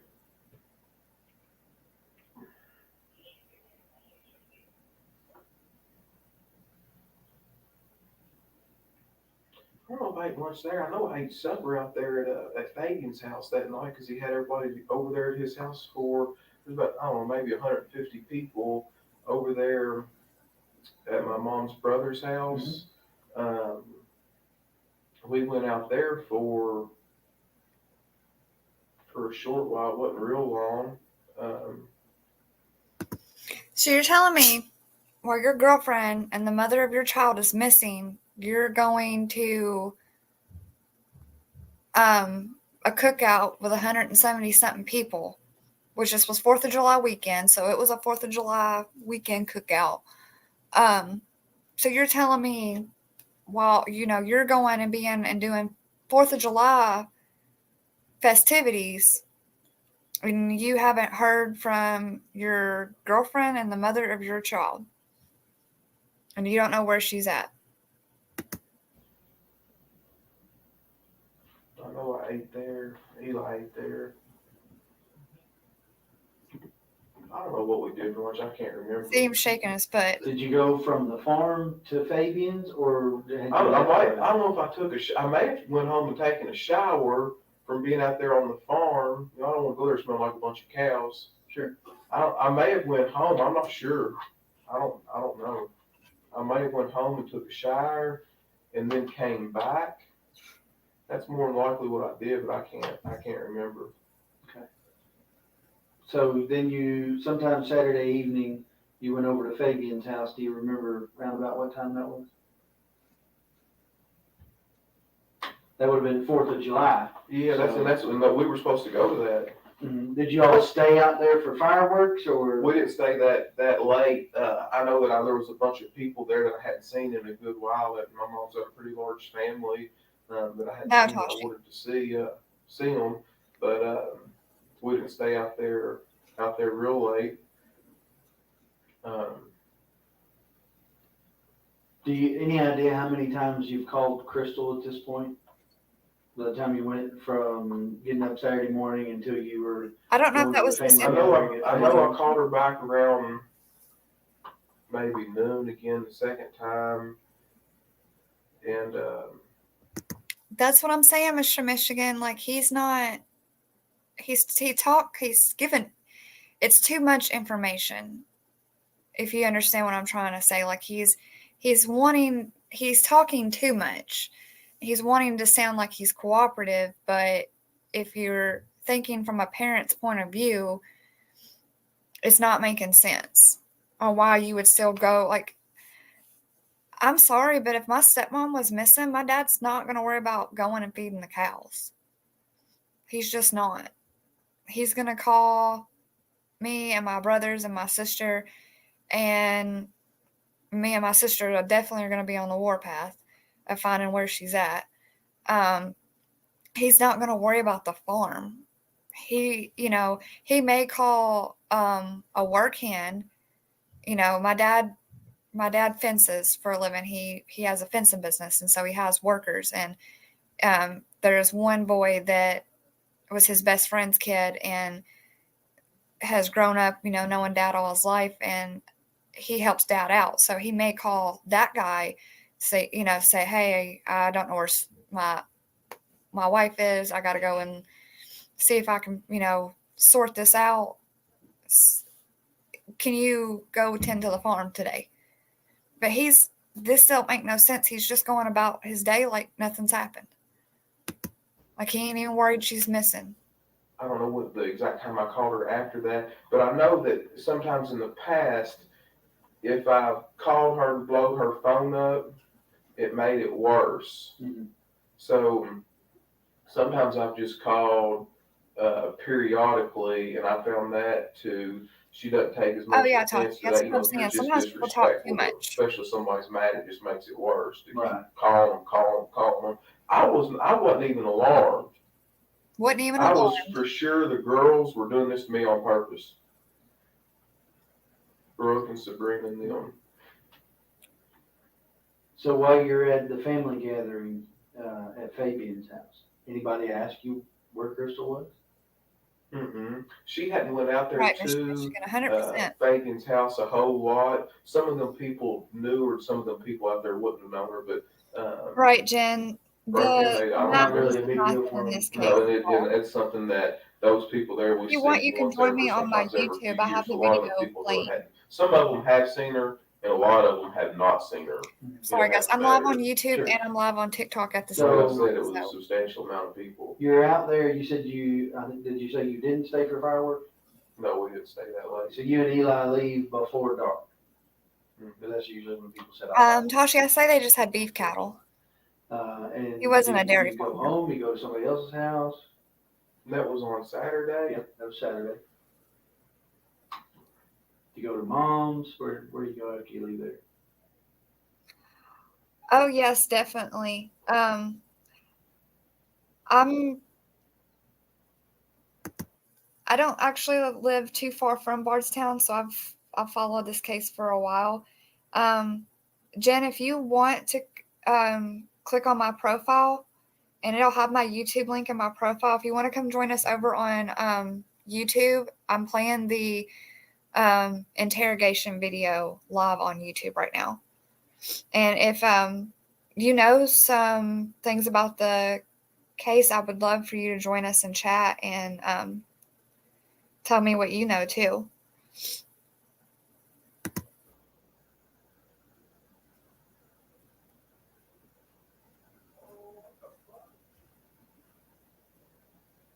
No, I think we rode with my mother over there. To Fabian's house? Mm-hmm. Yeah, we rode with her, and then I went home after that. So you rode back to Mom's house with her, and then you didn't stay at Mom's, you went back to your house? Yeah, I didn't, I don't know the exact timing and all that right there, but I do know that I rode with her over there to Fabian's house. Okay. And you left her house and went home? I don't know if I stayed there any period of time or not. I may have stayed there just a little bit. I don't think very much, but I might have stayed there a little bit. I'm not sure. I mean, you didn't stay the night there? No. Did you go anywhere else after you left Mom's house before you went home? Not that I can remember. Okay. I think what would be a good idea for folks is to put a darn camera. You think I'm joking? I'm being serious. You try to go back through this. I need to put a camera in your vehicle and up there in front of you, just live on tape, and then you. Well, I'm not asking you to recall every detail of your life, brother. But I'm just trying to. But it would help me if I could. Well, So I have a person in my TikTok chat that says, Sabrina, her cousin, said she never goes to E-Town and just leaves like that. And I've heard a lot of people say that knew Crystal, that she wouldn't just leave like that. And here's my thing is, even if she had just wasn't missing and she had just left, she wouldn't have left their kid there. She would have took Eli with her. She wouldn't have just left Eli there. listen, I couldn't tell you what I did 2 days ago. I couldn't tell you what I did before I started investigating this, because I've been investigating this for 3 days. Mm-hmm. You know, so I'm not asking you to remember every single minute, but you know, and I realized that it wasn't a big deal for her to be gone for you, but you know, most people can remember, you know, most of the things they did during the day, not every single minute, but you remember going to Fabian's house, you remember leaving Fabian's house and going to Mom's, right? And going, so if you went from Mom's house to home, you'd eat dinner at Fabian's. I don't know if it was her mother. I met her mother at the gas station somewhere. One of them days. Mm-hmm. Her mother, Sherry, Mm-hmm. Crystal's mother, Sherry, and I don't know if Ashley was with her and other kids were with them, but I stopped at right there in front of Walmart, Mm-hmm. where I get a bunch of fuel at, up right to that Murphy station across from Lowe's right there. Right. And I was on the phone with either Ashley or Sherry, one, I forgot which, and they said, I tell you what I've done too. I talked to Brooke on the phone at the farm. I talked to Brooke, her younger sister, before I left, because I was heading into So town the family was at that calling. point. So whatever It's time not like that I them not talked to to hear. Brooke, you'll know that I left. Mm-hmm. So make a note of that. So I talked to Brooke on the phone, and that's when I was leaving the farm on 49. Right, Tasha. This whole interview is just about him trying to make himself look like he's innocent and like he's got alibis and he was here and he was there, but it don't matter. I mean, she's missing, and you didn't even report that she was missing. And I drove in 49, and then I made a right there on 150 and went up there to Walmart. And then I got on the phone with Sherry or Ashley, when I don't know whose phone they were on. But that'll help me right there, because that's, you can pinpoint an exact time. And then I pulled in there to. He's worried about what's going to help him. In there to that Murphy station. Mm-hmm. And then Sherry came up there to my window. Okay. And asked me if I'd seen Crystal. And this right here is after I have I talked to Barbara Lane, and I sent her, I called her a couple times. I don't think I got an answer. She's probably busy doing something. And then I sent her a text message. And after I kind of stayed on her, like that, she knew Wait till you see what his mom looks like. She that it might not was think the serious same. because it'd been longer than normal when she'd done this before in the past. And this was Saturday? I'm not sure. You'll have to. So much stuff happened also quick. You'll just have to dissect. That's the reason I've given you all my stuff. My Sure, phone. yeah. You can dissect all that and figure, get an exact time. So I called Barbara and I sent her a text message. I talked to her mother at Walmart, up there at that Murphy gas station. I had Eli with me then, of course, had him with me all the time. And she wanted to look at Eli. She said, "Where's Eli?" I said, Right. there. And then she spoke to him and she looked at him and said hi, and he said hi, and that was it. So she just asked you if you'd seen Sherry and you told her no? No, she asked me if I saw Crystal, sorry. Crystal. Get my names confused. So Sherry asked you if you'd seen Crystal. She's the only one. Everybody else stayed in her vehicle, and then she walked over to my truck. And when you told her I haven't seen her, don't know where she is, and she just said okay and asked about No, Eli? she thought that the wisest thing for us to do was she said she was going to go to the police station. Okay, so And I told her that I think at that point I've already talked to Barbara, I believe, I'm not sure, Barbara Lane, and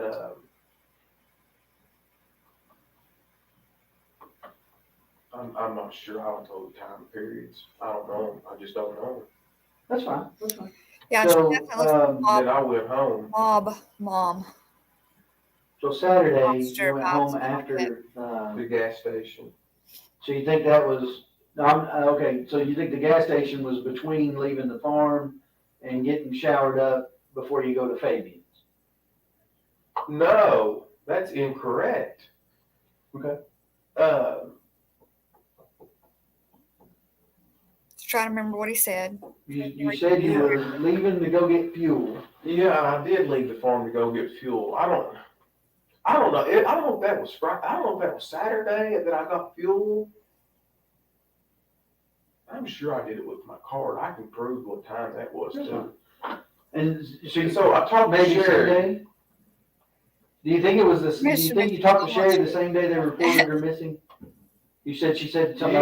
Yes, she said yeah. Okay. The day that yes, So they reported I her think missing on Sunday. Then it was Sunday. I feel like whenever. That's because Sherry told me she's going to the police station. Mm-hmm. Is Sherry the one that reported her missing? Mm-hmm. Sherry's. All right. I had a question from the media or from the news that I wanted to ask you all to think about. You all said that a family member found her car. How does that happen? Rather than the police department, as large as this county is, a family member. Well, that's a pretty big family, and as I understand it, someone who knew them called them and said there's a car that looks like hers on the parkway, and they went out there. Who was the family member that found that car? I don't know, I have to look at my notes. There were two of them. Am I able to know that question, that I can answer? tell you who it was. I just have to look back through my notes and see who it was. And I'm not great either, but I want to say that it was. I'm trying to think. There was. You can look. I hear you, back, Mr. I'm not Mitchell. sure. It's I want to easier say it to was a matter brother and what nephew. I know we took elimination prints from one of them because they touched the car before we got there. So we took elimination prints from them like we did from you to rule out any prints that we found in the cars being that person. All right. So I want to say that it was one of her brothers. She only had Casey's or Casey. So I want to say it was her brother and maybe her dad that went out there. But I think it was her brother that somebody actually called, but that may be incorrect. I'll have to look at the notes. Right. And so there's a reason he wanted to know who found the car. And we'll get to that later. But there's a reason why he was concerned on who found the car. Because I believe the car was never supposed to be left on the Bluegrass Parkway. That car was supposed to have been taken somewhere and hidden and not been found. But the person that Joseph Lawson, which is a person that worked for Brookhouse, actually drove that car, got a flat tire, and parked it on the interstate, and then called his then Joseph called his dad to come and pick him up. So the car was, not supposed to have been stashed there. It was supposed they were supposed to have been taking that car somewhere and probably hiding it, in my opinion. But then the car got a flat tire, and Joseph called his dad and got the heck out of there. And then her family later found that car.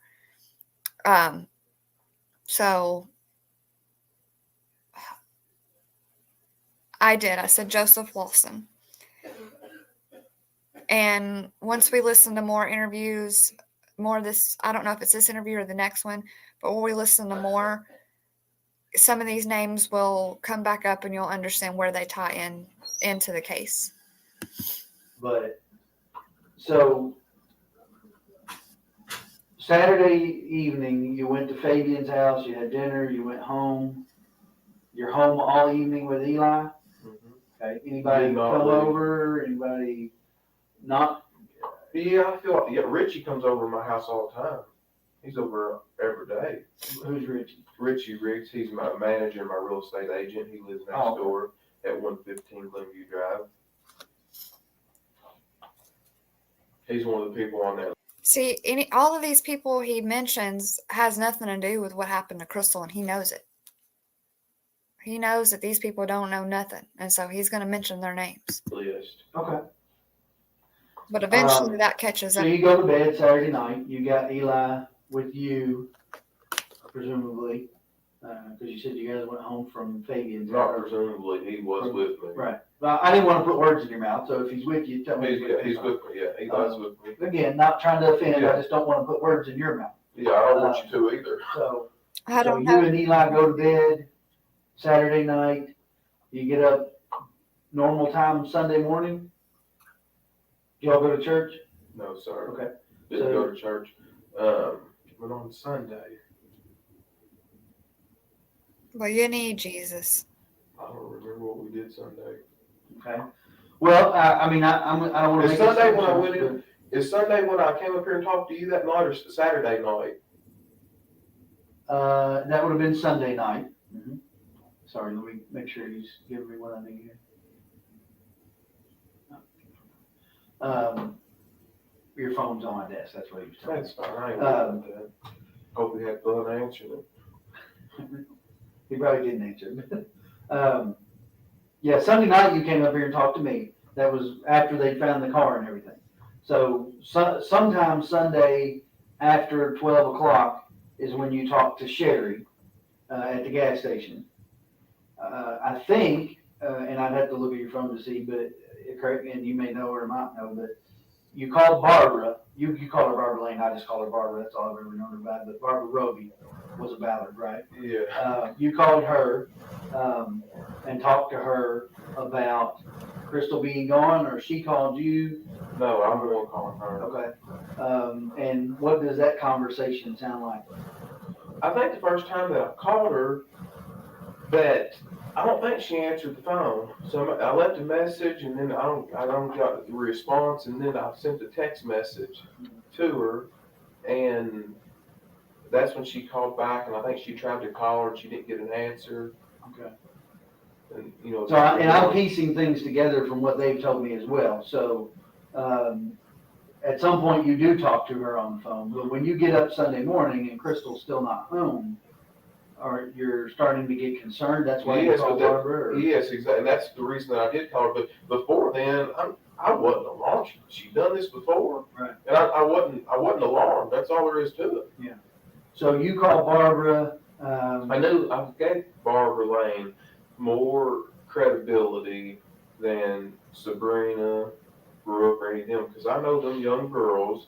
If Crystal tells them not to say nothing, you ain't gonna be able to beat it out of them. Right. And them girls they're just not going, especially to a guy. If they're fighting, they're not. And I'm smart enough to know that. But I knew Barbara would say, "Hey, she don't want to talk to you, or she's fine. Just leave her, give her some time." I knew Barbara wouldn't keep me. She's a mature woman. You understand the difference in what I mean? So she would at least, I feel like, let me know, hey, where I wouldn't have to worry. Right. She might not give me no details or nothing, which is fine, but she would at least ease my concern. And that's the reason I called her over Sure. these other people, because I knew I'd get further with her.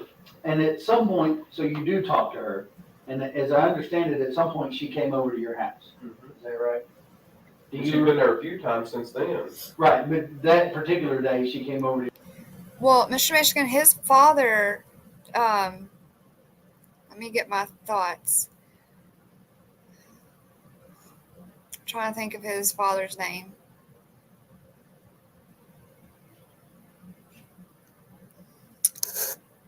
It'll come to me in a minute, but his father was arrested in Indiana, or was being held in Indiana for probably another charge, and was extradited from Indiana to Kentucky.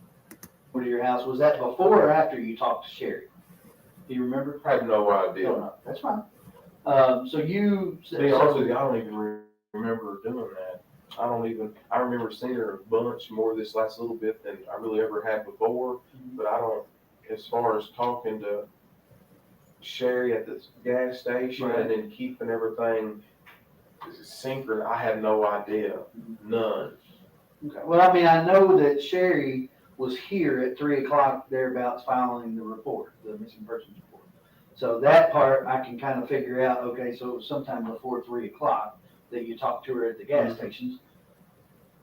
I'm thinking probably, closer to that time than farther away, not early in the morning, what have you. And then, of course, fast forward to they find the car at 5:00 out on the parkway, and the sergeant responds out there, and then he calls me, and then I come out and start investigating, and obviously I call you to come and talk to me about the last time that you saw Crystal. So that kind of builds my timeline. Obviously, there's some gaps in there, understandably. But some of those gaps become really important. For instance, validating or invalidating the guy's statement about her being on 49 between 1 and 2.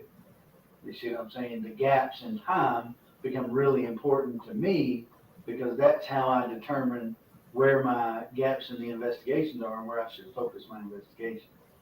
I've got guys out there that all I Sounds gotta like do this is call family them, too, hey, go Mr. check this Michigan. out. But I have to have something for them to check out before I can call and tell them. Couple things that I want to get into that are going to be, somewhat personal, okay? And it's not intended to pry into your personal life. It's intended to pry into what's going on in Crystal's mind, okay? I'm trying to get a reference for her frame of mind for the past few days before she goes missing, so that I can rule out any possibility of intention to harm self or things of that nature. You understand? And I don't know that I can rule that out, but what do you think about it? Do you think that that she has the potential to harm herself? I don't know any of all that. Crystal is not that kind of person. I don't believe at all. I don't feel that way at all. Mm-hmm. So you don't think she had any suicidal tendencies whatsoever? No, sir. Never tried it in the past? No. He's Never given come him the close benefit to of the ODing doubt on here. drugs in the past? No. She's, at this When she point, would go out, she's did she missing. drink much? She's not a whole family drinks, but she drinks a little bit, not any. To the point where somebody has to bring her home and drop her on the front stoop? No, she ain't no drunk. Mm-hmm. Well, you said sometimes she goes out after you go to And bed. they do drink and they need a driver, but they're not what you're describing is like a sloppy drunk. Just somebody got tore down. I mean, Right. that's not an accurate picture of her. Okay. And she likes going out and having a good time, but I mean, I guess I don't want to say like a maybe conservative person, but Sure.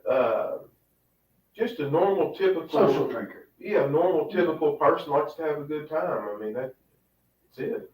So if you had to guess, how often would you say she would go out? She doesn't go out real often, not real often. I mean, she's got all her kids, and we got Eli. I mean, we have a pretty busy lifestyle, and seems like we've always got kids here and there. So I mean, Right. we don't have a whole lot of time to do that. We don't like to get babysitters all the time. Sometimes if her parents have a couple of the kids, or Keith might have a couple of them, we might go out with. Always, usually, with Eli, we don't usually seldom ever get a babysitter for him. And we take him with us, but other than that, Well, I guess the reason I'm confused about that is because you said it was not unusual for her to go out with the girls. it's not unusual. Yeah, so help me understand. You mean But that's when once I've a got the month kids. or once every other month, or I mean, how much time are we talking about here? Because my wife might have a girl night a couple times a year, but she might not be the typical wife either. I don't know. Probably about 2 times every 3 months. Okay. Like once every 6 weeks or something like that. Sure. So you said Eli generally does not go to a babysitter. No, he doesn't. I don't want him at a baby, and I certainly don't want him at somebody's house that smokes. I just don't. I don't want it. I'd rather just keep him right with me, and I'd rather, if we're going out doing something, I'd rather just take him right along. Right along with us. So that kind of brings me to one of my questions that I had. We talked a little bit about the last time that we talked when we were at your house, and you kind of explained it. And I get the fact that she would tell the kids, hey, we got a babysitter for the night or for the evening. We're going to go out. Mm-hmm. I get that. You explained that the other kids kind of get jealous. And if you guys, we don't want to hurt their feelings. Sure. Especially Kylie, the situation. She's always wanted any kid really wants a father figure in her life. She's really struggled in that area, and her mother doesn't want her to think that she's pushing one of the children out. And you know that, and you take the only parent she had left. And the other one can go with us. I mean, that's normal. In my opinion, sure. It is. And I get why she might tell Keith that, because Keith has 2 of the kids. She doesn't want him to tell them different. I should say allegedly he took away the only parent she had left. Than what she's told them. Are you familiar with a woman named Christina Holly? Yes, I know who you're talking about. There are some text messages between her and Crystal on Friday, and she's asking Crystal if she wants to go to Chuck E. Cheese. I think it was something to do with the kids. Something with the kids. And she tells her the same thing. Well, we've got a sitter for the evening. It's our first time being kid-free for a while, so we don't want to, we're kid-free. We're going to enjoy ourselves. Right. Why would she lie to her about that? I don't know. I can't answer that question. Are her and Christina close? Yeah, I mean, they've always been good friends. I know exactly who you're talking about. Do they, close enough that they see each other on a regular basis every few days, or no, talk on the phone? Or? They talk on the phone, but I don't know if they see each other that often. But I think we were also supposed to maybe go to the zoo or something too. She's got a little girl that's really close to this, born in the same month apart. As Eli? Yeah, as Eli.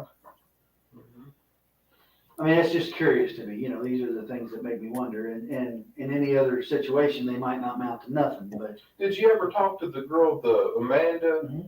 All right. So she says there was no plans for her to babysit. All right. But that doesn't necessarily mean that Crystal hadn't planned for someone else to watch him. I don't know that. You know that because you and Crystal have him together.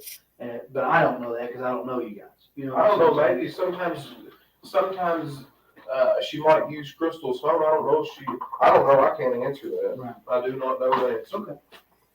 But as far as you know, you all did not have plans for a babysitter that night. No, actually, no. The plan was all along for you guys to go to the farm. Yes. Okay.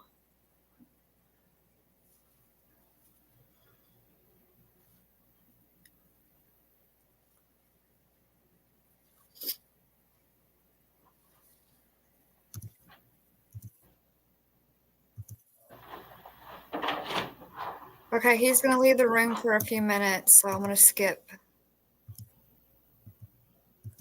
through this until he comes back.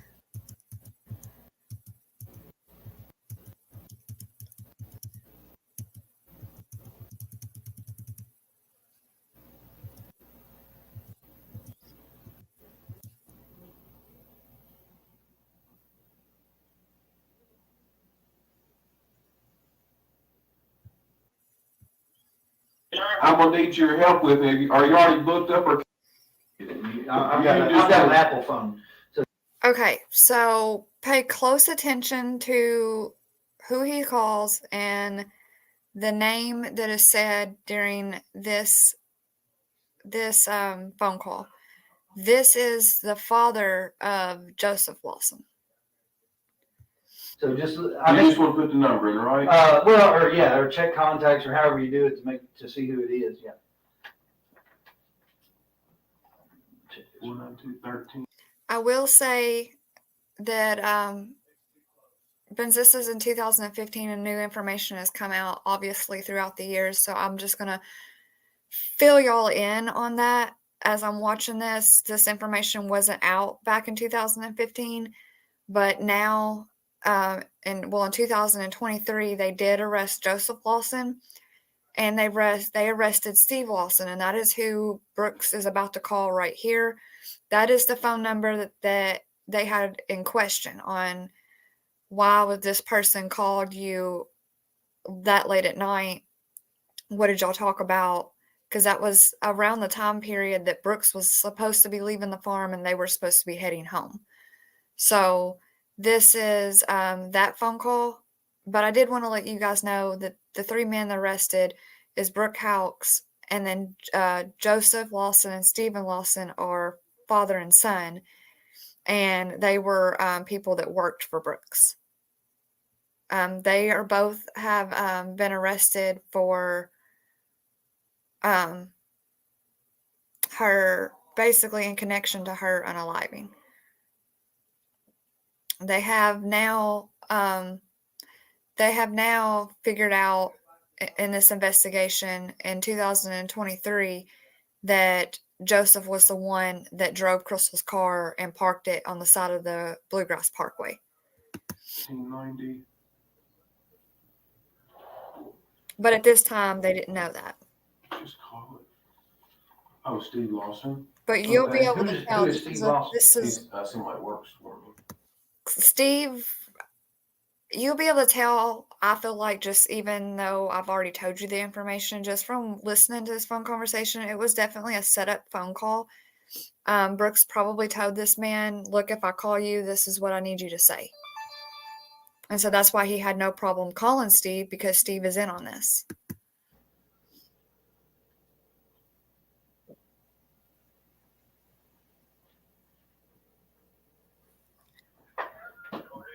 Hey, Steve. Hey, I can't hear you real good. I'm gonna ask you to speak up a little bit, okay? Okay, sir. Hey, I was wanting to know. Hey, I've got some things going on next week. I'm gonna need your help with it. Are you already booked up, or can you help me? I haven't moved up yet. I'm still looking for a place. That's why I needed them numbers from you. All right. Well, I can write them all down and get them there for you. But I was actually talking about doing some more work with your little skid steer and so forth. Mine's still broke down.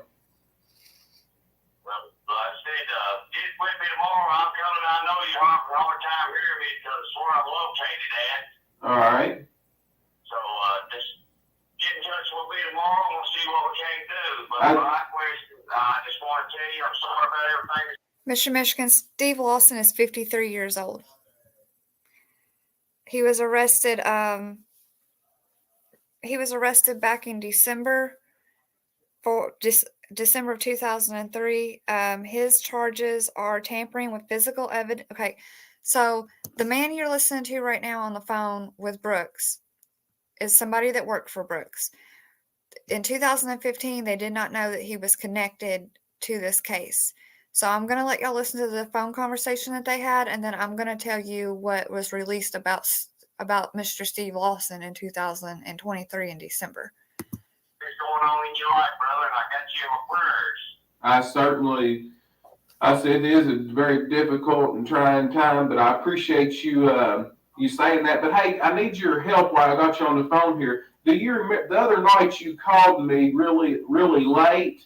And I forgot what you asked me. Can you, I guess we wasn't on the phone. I might have been tired. I know it was pretty late at night. Can you remember what you asked me or what you were after? I can't remember. Yes, sir, I can. I called and asked you for them numbers Oh, for a rental house. Yes, sir, I And did. and what did I forgot, what did I tell you? You told me that you would call, what's her name, Katie or whatever, she handles all that. Acted like he didn't even know her name. Crystal. Crystal, okay, I apologize. Yeah. And she said she handles all that, and that you would get back with me on it. All right. Thank you so much now. Hey, if there's anything I can do, you give me a call. Thank you. You have a good night now. Yes, sir. God bless you. Thank He you. did plenty.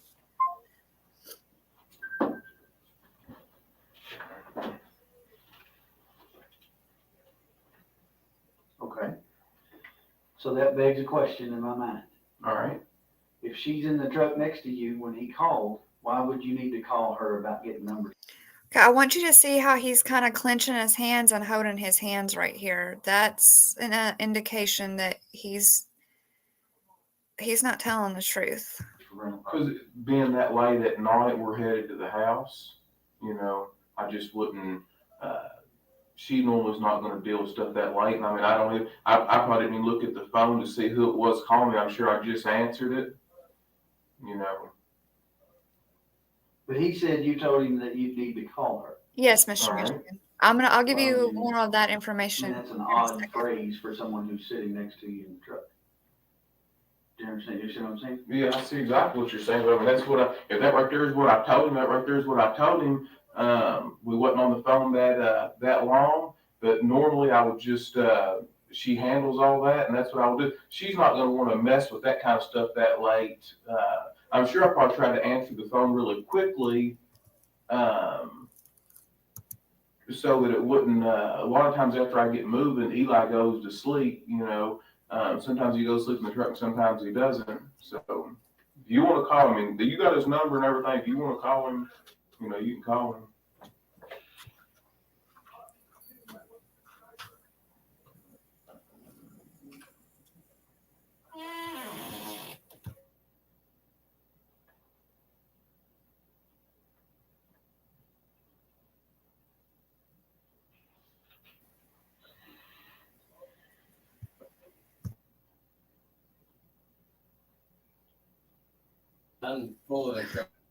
What do you think? I'm shocked. I do not know. I mean, you told me that she doesn't do drugs. She's not on any kind of drugs that I'm aware of. She drinks socially. On And occasion. mildly, yes, not any kind of. Every 6-8 weeks, something like that, right? So, what do y'all think about that? How does it make sense that he couldn't just turn and ask Crystal the question?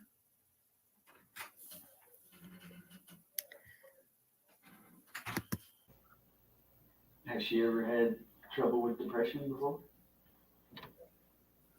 Not really, not to my knowledge.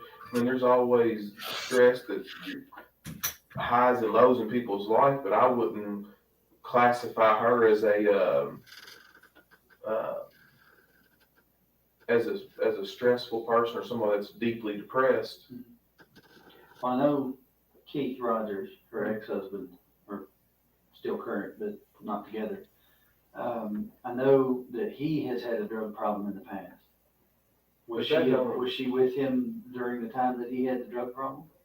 Or was that after? Yeah, I mean, I'm not. You guys got I was mean, she I think involved in this at the time? that he has fought that for some time, and I think that she was obviously definitely in the picture while that was going on. But I don't. To my knowledge, she didn't get wrapped up into any of that. No, Crystal wasn't. She wasn't on drugs or anything like that. Women are not going to walk away from their purse and their cell phone in the car. I agree with you. You know what I'm saying? If she were going to walk to go find help or something, she would take her phone even if it was dead. She wouldn't. My wife wouldn't leave her purse anywhere for any reason. So I can't figure why she would walk away from the car and leave the purse there. When we took the bloodhounds up there, the lady commented that it was though she. Okay, so listen to what he's about to say right here. They found her car on the side of the Bluegrass Parkway. Her purse and wallet and keys and her cell phone were all in that car. Now, you're not just going to walk away and leave that stuff behind. You're not. They took the dogs up there, obviously to sniff around the car to see if maybe she had been abducted. You know, if she had got out to look at her tires, somebody had pulled over to help her, and they had took her. But listen to what he's going to say right here. She wasn't even there. I mean, they had her things that you provided us for scent, and they said it was as though she was not even there.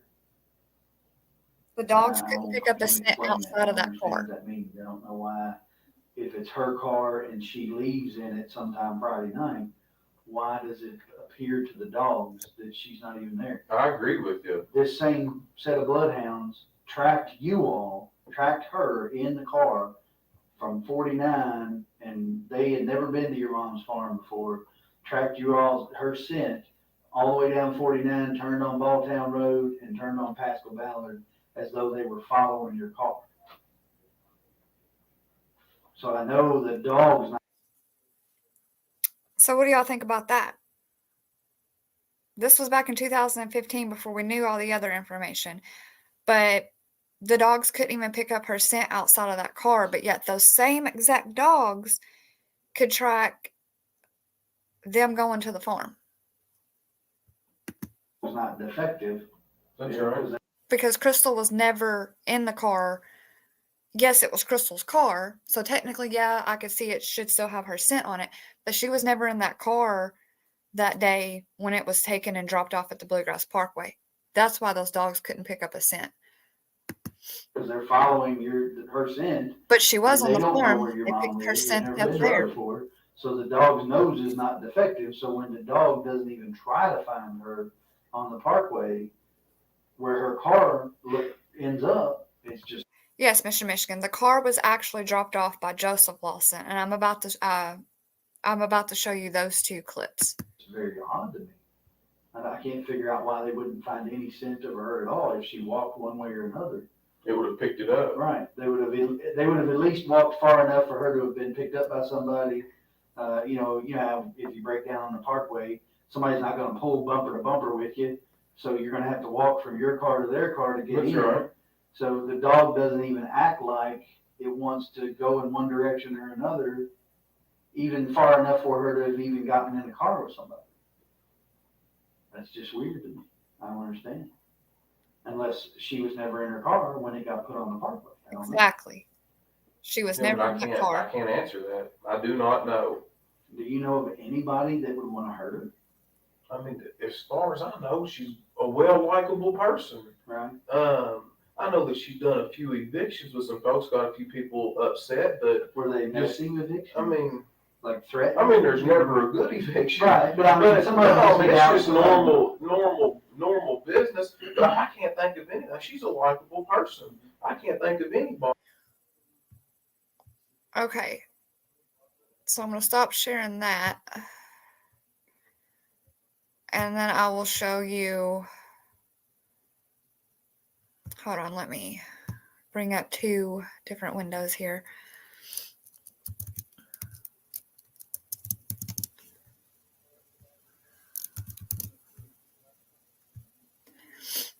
I'll show you where they found when they found the car.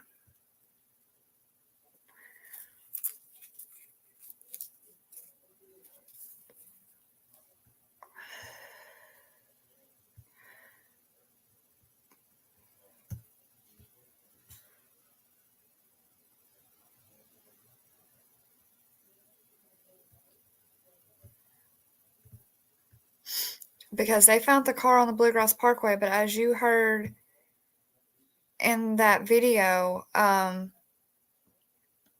in that interview, they couldn't pick up her scent at the car.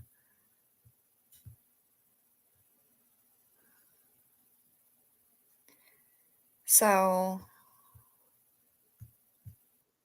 She was never in the car.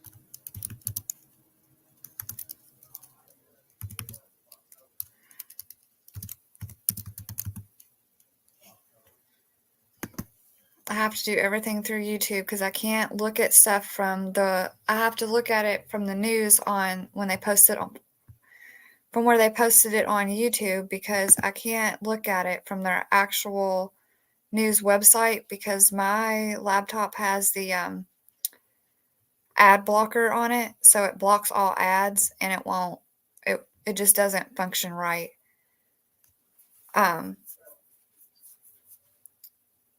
It doesn't function right whenever it's got that ad blocker on some of those websites.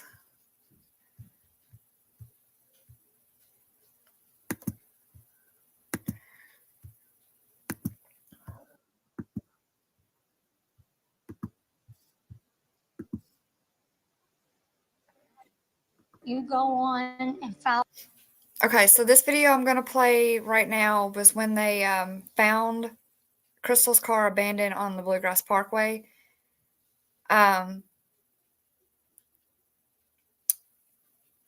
This is the interview with See, I'm 34 years old. She was just a year older than me when she went missing. So that's another reason why,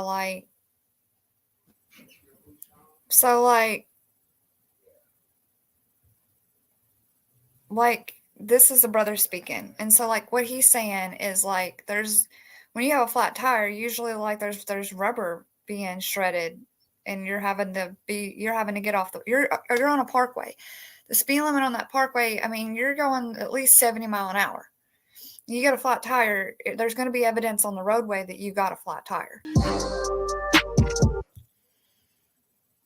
Okay.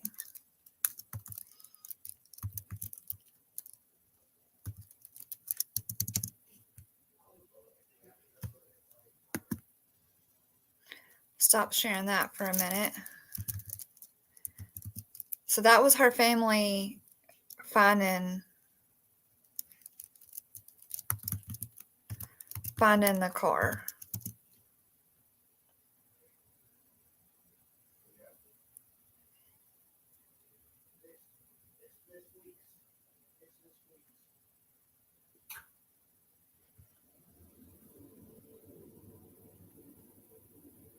Okay, let me see if this is the right video. There's two different ones here.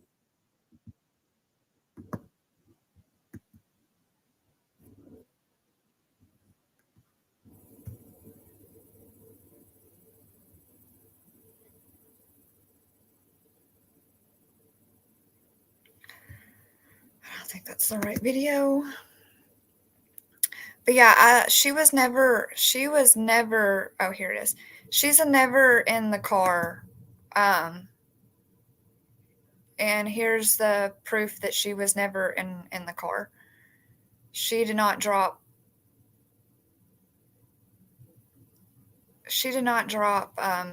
that car off. She didn't get a flat tire. She did not park her car on the Bluegrass Parkway. This man right here, Joseph Lawson, drove her car and parked it on the Bluegrass Parkway.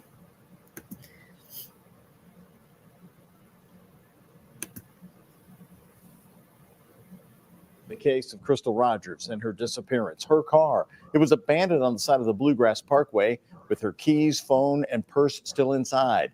Tonight, for the first time, we are hearing details on how it could have ended up there. It is our top story here tonight at 6. Hello, everybody, and thanks for joining us. I'm Doug Prophet. That car, a point of key speculation for years. And tonight, WHAS 11 Shay McAllister is here with the new answers on what you learned today from an attorney. Shay? That's right, Doug. All of this new information coming from attorney Theodore Lavitt, who represents the newly arrested man, Steve Lawson. The attorney says his client had nothing to do with the death of Crystal Rogers, but was providing police with critical information in exchange for immunity. Immunity that came to an end with last week's indictment. I did not hurt Crystal and was not involved in hurting Crystal. I didn't plan to hurt Crystal. I didn't conspire to hurt Crystal.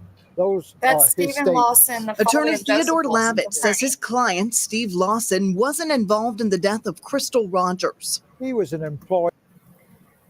Okay, so hold on. Let me take that back a second so Mr. Michigan can see this picture. And turn off closed captioning. Okay, so Harrison County Sheriff's Department. This is a mugshot of when he was in the Harrison County, Indiana jail. So that is where he was there.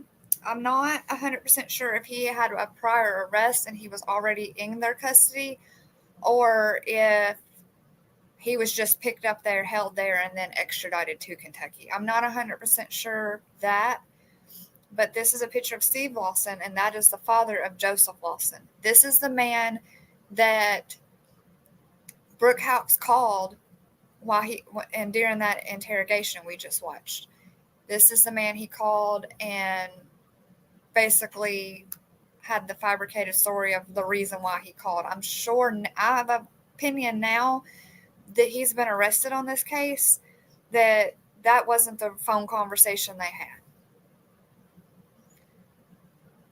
I have a feeling that there wasn't nothing about no properties the night that he left that farm, and him and Steve talked on the phone. I believe it had to do with Crystal being unalived and him and Brooks needing his help and getting rid of evidence. Of Crystal Rogers. He was an employee, part-time employee of Houck. He had an association with Houck. Mr. Houck had conversations with him about Crystal. And that's the extent of my client's involvement. Conversations like this one. Hey, Steve.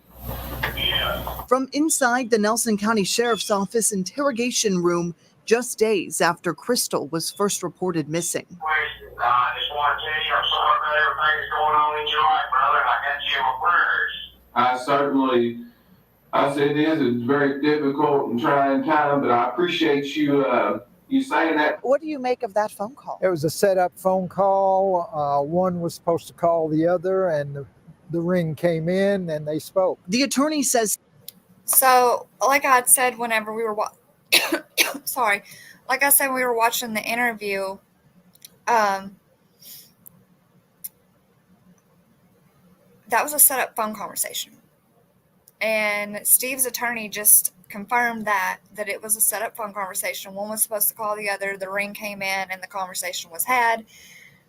It was a setup. So the real conversation that they had, we don't know yet. As Steve wasn't involved in the murder, but that he does have valuable information shared with police over more than a dozen meetings throughout the last year. They chose to indict him rather than give him the immunity that he was promised. Oh, so he had been in discussions with them. He has, and I have. Regarding some sort of deal? Immunity. To say what he knows. What's known as transactional immunity. Lavitt says Steve's information dates back to the weekend Crystal disappeared, when Crystal's maroon sedan, later towed away as evidence by the FBI, was abandoned on the Bluegrass Parkway with her. So the attorney and Steve Lawson is upset because he's not getting immunity because he's talking now. So he's talking now because he's been caught. And so now he wants to tell on Brooks, he wants to tell on his son, and he wants to tell, what little or what he had to do with it and all of that. My thing is, and in my opinion, is you had 8 years to come clean. You've known what happened to Crystal. You've known Brooks was involved. You knew your son drove the car and dropped it off. You picked him up from the side of the road. You known all this for 8 years. And now, 8 years later, now that you're ready to talk and y'all are all getting caught, you want your immunity. Now, I'm not saying this is what happened, but they can lie to you. They can say, "Oh, I'll give you this or I'll give you that if you tell," and then when you tell, not give it to you. I'm sorry if you guys hear background talking. I have everybody. I've grounded everybody to their bedrooms. I told them I was live, but we do have some company that's over and they're back in the bedroom talking to my old man. So if you do hear laughing in the background or anything, it's them. You shouldn't be able to hear them. They're in the back of the house. But here's the thing is you had 8 years to come clean and you didn't. And not until FBI was closing down on you guys and FBI was tying you guys to the case and had the evidence against you, the evidence was stacked against you, then you wanted to talk 8 years later. You don't deserve immunity. With her keys, That's phone, and purse inside. The attorney says it was Joseph Lawson, Steve's son, who drove the car to the highway. It was driven out there by Joey. That's Joey Lawson. Steve Lawson. He had a flat tire Joseph Lawson. at that mile marker, and my client received a phone call, went out there and got him, brought him back. The attorney says Steve. So right there, that tells you Joseph Lawson drove the car out there, had the flat tire, which as you seen, the tire really wasn't that flat. She could have drove to the next exit, got off, and aired her tire up at the gas station. But I think he got scared and didn't want to get caught with the flat, it going completely flat and wrecking or anything in her car. So he just pulled over on the Bluegrass Parkway and called his dad, and his dad come picked it up. Where he was supposed to be taking that vehicle, we haven't been told that information yet.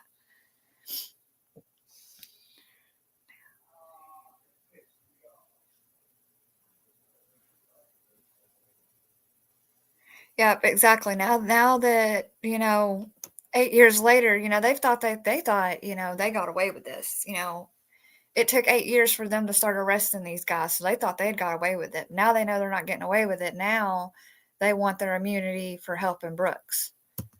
Steve doesn't know where the car was going or why his son was driving it, but he does have reason to believe police have built a case around solicitation. Do you think that Brooks Houck paid Joseph Lawson to help in the murder of Crystal Rogers?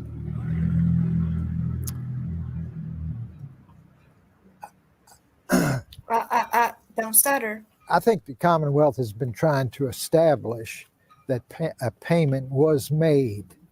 As to who that payment was made to and when it was made, I'm not privy to that information yet. But the attorney thinks that information could soon be made public, pointing to next week's court date when Steve Lawson will go in front of a Nelson County judge for the first time. At Brooks Houck's. So that is the other two men that have been arrested in the connection to the disappearance of Crystal Rogers. I will play you guys I'm going to play you guys their arrest videos.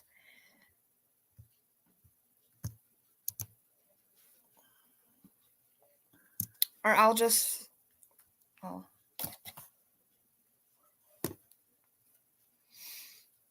see. So Steve Lawson is 53. He was arrested in December of 2023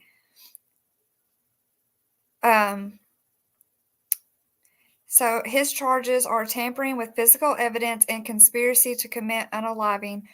Lawson appeared in court in Nelson County for a brief viewing, but he wanted he still wants his immunity. He wanted his bond to be lowered. Blah blah blah.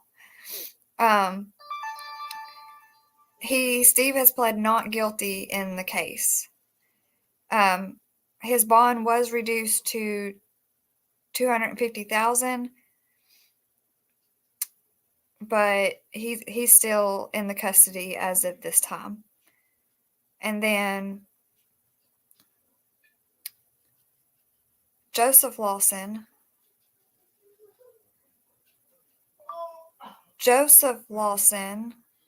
was arrested, and I'll read you his charges.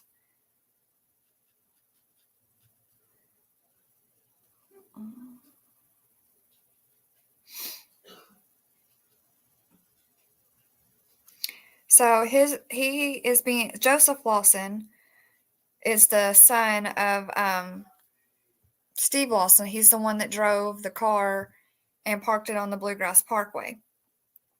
His charges is conspiracy to commit unaliving, tampering with physical evidence in the connection of the disappearance of Crystal Rogers. So they have them with tampering with physical evidence. They have them on conspiracy. So they have to have enough evidence to charge them with those charges. But it's just a sad case out of Bardstown, Kentucky, and it took them 8 years to get these men. And we don't go to trial until, and this isn't a definite, but they plan to have the trial next year at this time. They have like over 1,000 in terabytes of information that both sides have to go over. So, both sides are going to have to get that evidence to build their case. And if one side has something they're going to use, and they have to give it to the other side. And that's just how things work. There's a lot of information that they have to get out there. I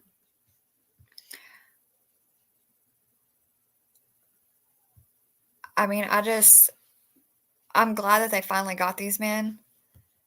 I'm glad that the family is finally seeing some progression in this case. I mean, it's a sad situation she had 5 kids. And for 8 years, they've been without their mom, and I'm sure they've had their suspicions at who done this. I mean, they was around, so they know the type of environment that was really there. People can put on a show, but it doesn't mean that that's how things are really behind closed doors. So to the public, you can act like the greatest person in the world, but behind closed doors and in private, you could be an awful person. This is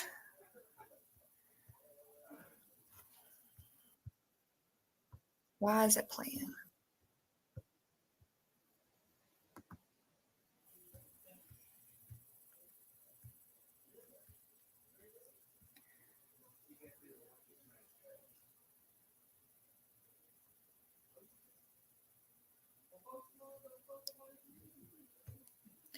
So there's another interview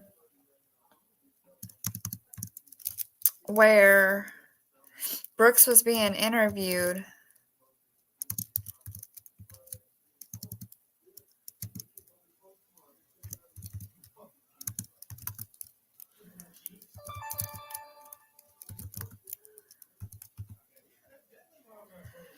And his brother calls him. Now, Nick Houck at the time was a police officer for the Bardstown Police Department. And I think he's shady myself too. I think that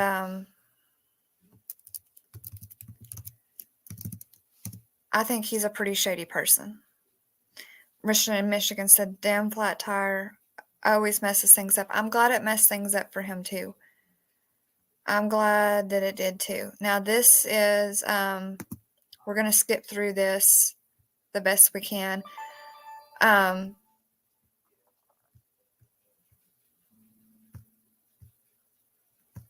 Because these interviews are long. And so I'm going to try to skip through this one, and that way we can maybe just get the gist of it.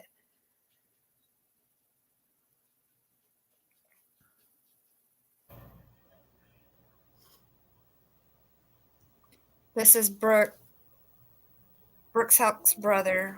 Well, this is the wrong one. Hold on. I'm not ready for that one yet.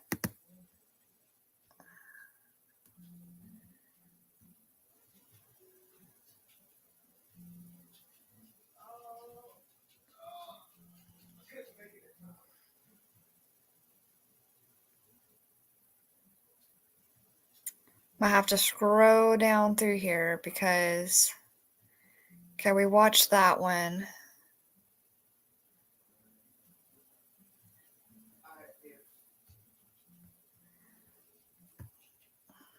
I'm going to stop sharing for a second.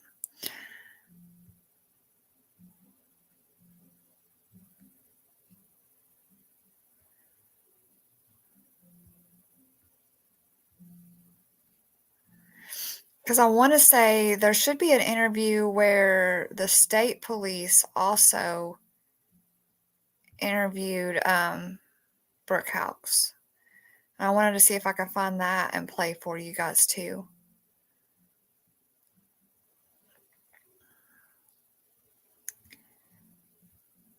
Oh, I keep selecting.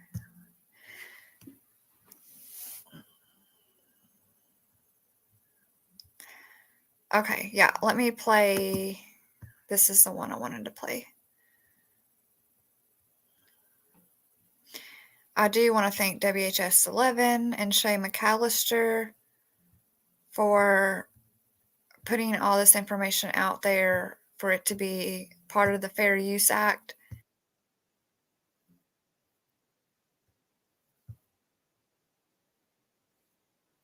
We're going to skip through this. You know what I mean? You know what I'm saying? You come in there when it's not appropriate for the. What we were listening to just a second ago. And so this is the same interview we were just listening to. Anything to do with her? Very little. I don't even know. I think he lives a far piece from here. I'm not really sure. So I thought they said her dad's name was John Fenwick. Is that correct? No, that's not right. That's not right. Okay. I think it's Hold on. Jesse. John Fenwick is one of the owners of Bluegrass Seed. Right. Yeah, that's not her. Okay. That's not So her. Jesse Fenwick. I believe, and that might not even Somebody be that doesn't legal. live around here. She gets mad if I'm filling out this this statement. His name. All right. So back to the original interrogation we was watching. This is where Brooke Houck's brother, Nick Houck, calls him, which, I mean, he's almost been in that interview for 2 or 3 hours. And this is the part where Nick Houck, Brooke's brother, calls him. Now, at this time, Nick was a police officer for the Bardstown Police Department. No custody issues with Keith? I know that she gets mad if Tori gets mad. I'm going over here, you know, they'll want to. That part. I know Tori does that, but I mean, I don't think the kids, from what I can understand, that's been pretty good. I mean, they just had kind of like a mutual agreement where that's what they did. That's just what they did. They never really. Okay, this is him talking to his brother Nick. Are you telling me that's? He Are you called telling me him that's what I during need the to interview. do?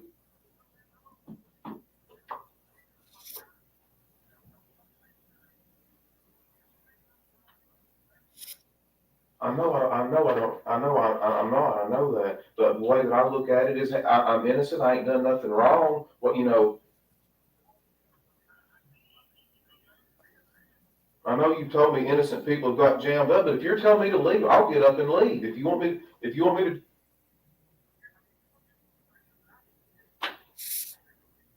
If you listen close, you can almost hear him I talking. know I'm going through a lot, but I'm trying to get this guy to help me. Oh,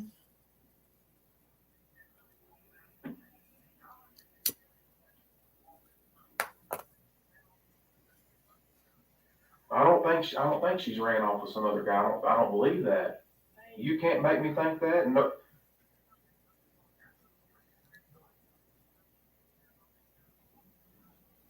Yeah, so do I. I'll do exactly what you're telling me to do right now. You want me to get up and leave? Man, I don't think these people have got a vindictive just to skin me for no reason. Man, this is not their family. This is not.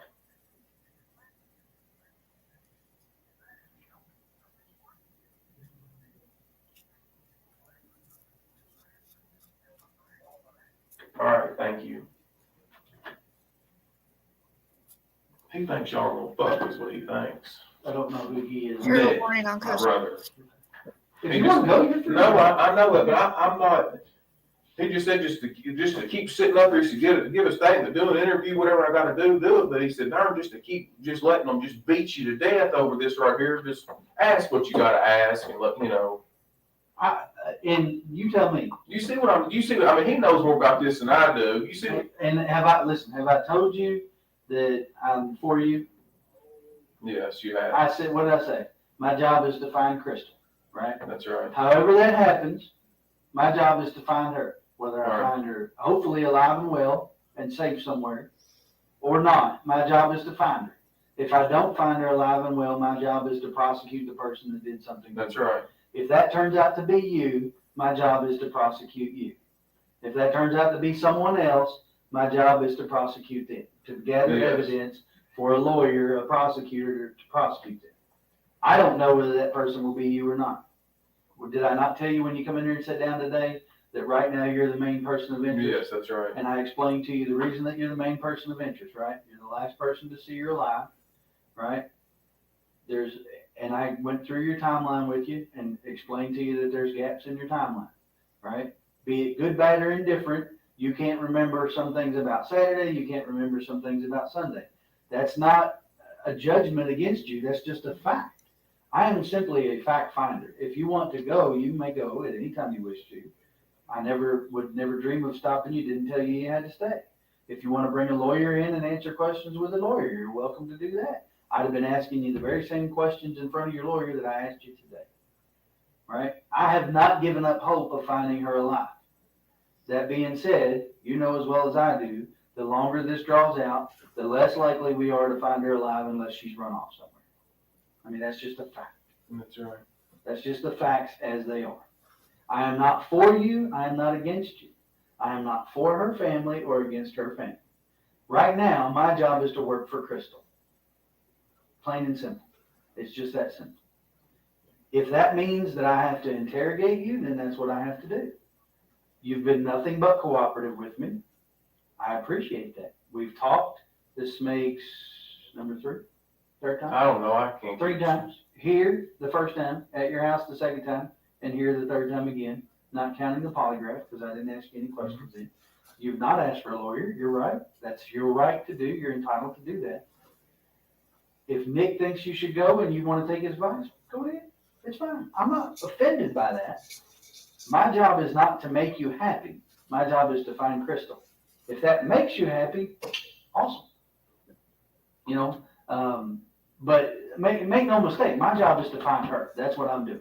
If I offend people in the midst of that, well, I'll apologize later for offending people. If it finds her home safe, then I'll just take the blunt of offending people and go on.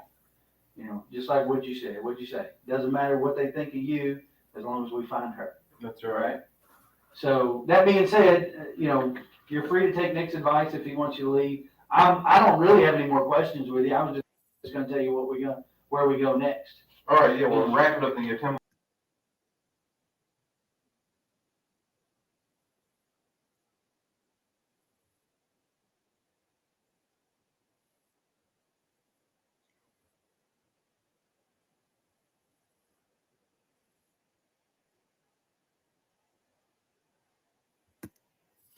Okay, so later on, they went through more surveillance and they tried to find video of her getting on the parkway and all of that, but they didn't need that because I mean they already had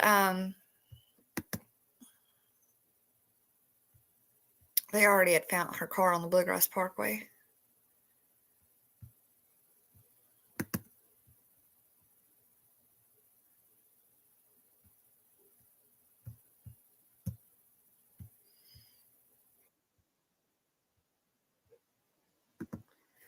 Okay.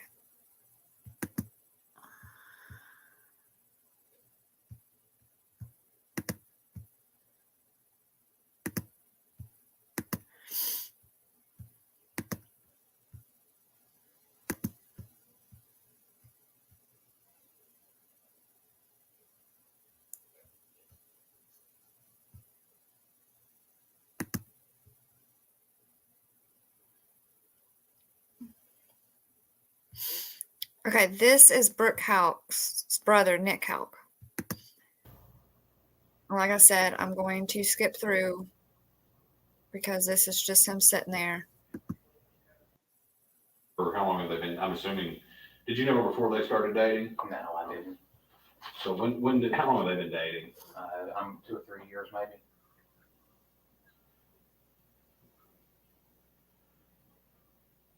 So 2 or 3 years. Mm-hmm. They have a child together. That right? Yes. Okay. What's his name? Eli, How's Eli? about 2.5. Okay. And do they reside together or they? Yeah, they reside together. Okay. What's their address? 113 or 116 Glenview. So y'all live pretty close. I don't know, maybe half a dozen times or so. Okay. Could be more, could be less. I mean, we're not trying to put you into a specific number. Yeah, I know what you mean. Sure. Okay, this is actually a pretty long interview, so we might let me stop sharing screen. I may do another live, or I will do another live. I've already been on here about 3 hours, a little over. So I will do another live and we will play the video of his brother Nick being interrogated. Because it takes hours to go through this. As you guys can tell, we've been on here 3 hours and we've just went through one interrogation video and 2 news clips. So I still have to play you guys that interview with Nick and then also where Nick had the polygraph test. But that's just the beginning of the Crystal Rogers case. There's still a lot to go over. I think it's the 25th, which is on a Sunday. Tattoo Rebel is going to also be talking about this case. I was going to wait until after he done it. I just don't want to step on nobody's toes on YouTube streets. I know Tattoo Rebel wouldn't think that of me. Anybody that's known me for the past year on TikTok or YouTube, either one, they know that I've been talking about this case. Those that I've had surrounded myself with for the past year, I've actually tried to get other creators to talk about this case. Last year, when they made their first arrest, I was like, okay, this can be brought to YouTube streets now. There's actually movement in the case. Bullhorn Betty, I think, has covered it a little bit. But I've emailed a few creators and I couldn't get anybody to wanted to bring this up and to talk about this. And I did notice though that Tattoo Rebel has one scheduled and I do plan on going over there. And if he wants me to come up on panel, if he has any questions that I might be able to answer, Benz, I have been following this for a while. I told him I was willing to come up and do that. I'm not one of those YouTube creators that's going to be like, oh, well, I'm covering this case and nobody else can cover it. The more people that cover it, the more these stories get out there. I'm just particularly covering this case because I live in Kentucky. I followed this case for a long time, and I actually know the ins and outs of this case. If somebody had a question, I could pull up that information and in video form probably and show you. I've got a playlist from this. Shay McAllister with WHAS 11 is one of the top journalists that's covered this case. She also has a podcast about the Bardstown unalivings. So there's a lot of ways to get information on this case. There was a documentary on Oxygen Network. The family was on the Dr. Phil show all years ago when this first popped off. And, Crystal's family put in a lot of work keeping her name out there. They did not give up. And because of that, FBI finally took over and there was movement into this case. That's how a lot of families that true crime, people that have had true crime things happen in their family that should be. Nobody told them they couldn't go look for their daughter. Nobody stopped them from going and looking for their daughter. Nobody, they literally put together a search team. It's called Team Crystal. Those people are still active in Bardstown, Kentucky. This Christmas, they had a float in the Christmas parade dedicated to Crystal. Those people have not given up hope. They've kept it clean. They've kept it drama-free and all of that when it comes to this case. The family has done a really good job at keeping her name out there and keeping the information going and cooperating with everybody. Shay McAllister's done quite a few interviews and is close now with the family because she's covered this case. I rely on her for a lot of information. She is very trustworthy. But I just wanted to start doing lives over this case. And, nobody would ever stop me from searching for my daughter either. But we all know that the Wells said they couldn't look for little Summer. And I call BS on that because why couldn't Dawn, why couldn't Dawn be a Tommy Ballard?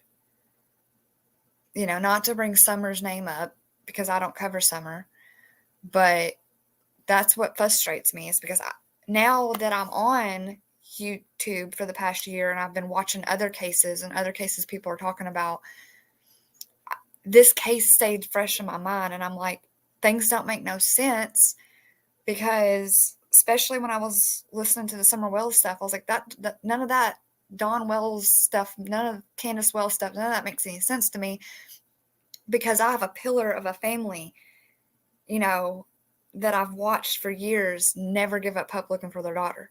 Literally put together a search team, do their own searches, do their own digging, do their own investigating work. There's nothing stopping the Wells from doing that for Summer. There's nothing that's going to stop them. If they're not stopped from being on YouTube lives and acting a fool on YouTube, then nothing's going to stop them from looking for their daughter. So I call BS on it. And that's how I feel about the Wells. When you look into the Crystal Rogers case and you see, once I start talking about Tommy Ballard and we get more talking about him, you'll see what I'm saying. Like, why couldn't the Wells do what Sherry and Tommy Ballard did when it come to looking for Crystal Rogers? So that's another reason why I want this case out there. Is because this is a case that people need to be talking about. It's got some dark twisted turns to it. Yes, there's a mother of 5 that went missing 8 years ago. Yes, there is an officer, Jason Ellis, who was killed, unalived when he got off work in an ambush. There's a possibility that the Houck brothers could be related to that. The reason why I'm talking about Crystal and I haven't brought up the others and the other 5 that are unsolved in Bardstown is because the special prosecutor is saying that he's thinking that we solve Crystal's case, we're going to solve the rest. I don't know how they're connected. The FBI has a lot of evidence that they've collected. They just haven't made that public. So we know they have evidence. We don't know what evidence they have. We know where they've searched. We don't know what evidence they collected when they went and searched these places. We just know they collected evidence. We don't know what the evidence is, and we probably won't know that evidence until it goes to trial next year. So that's another reason why I want this case out there and being talked about.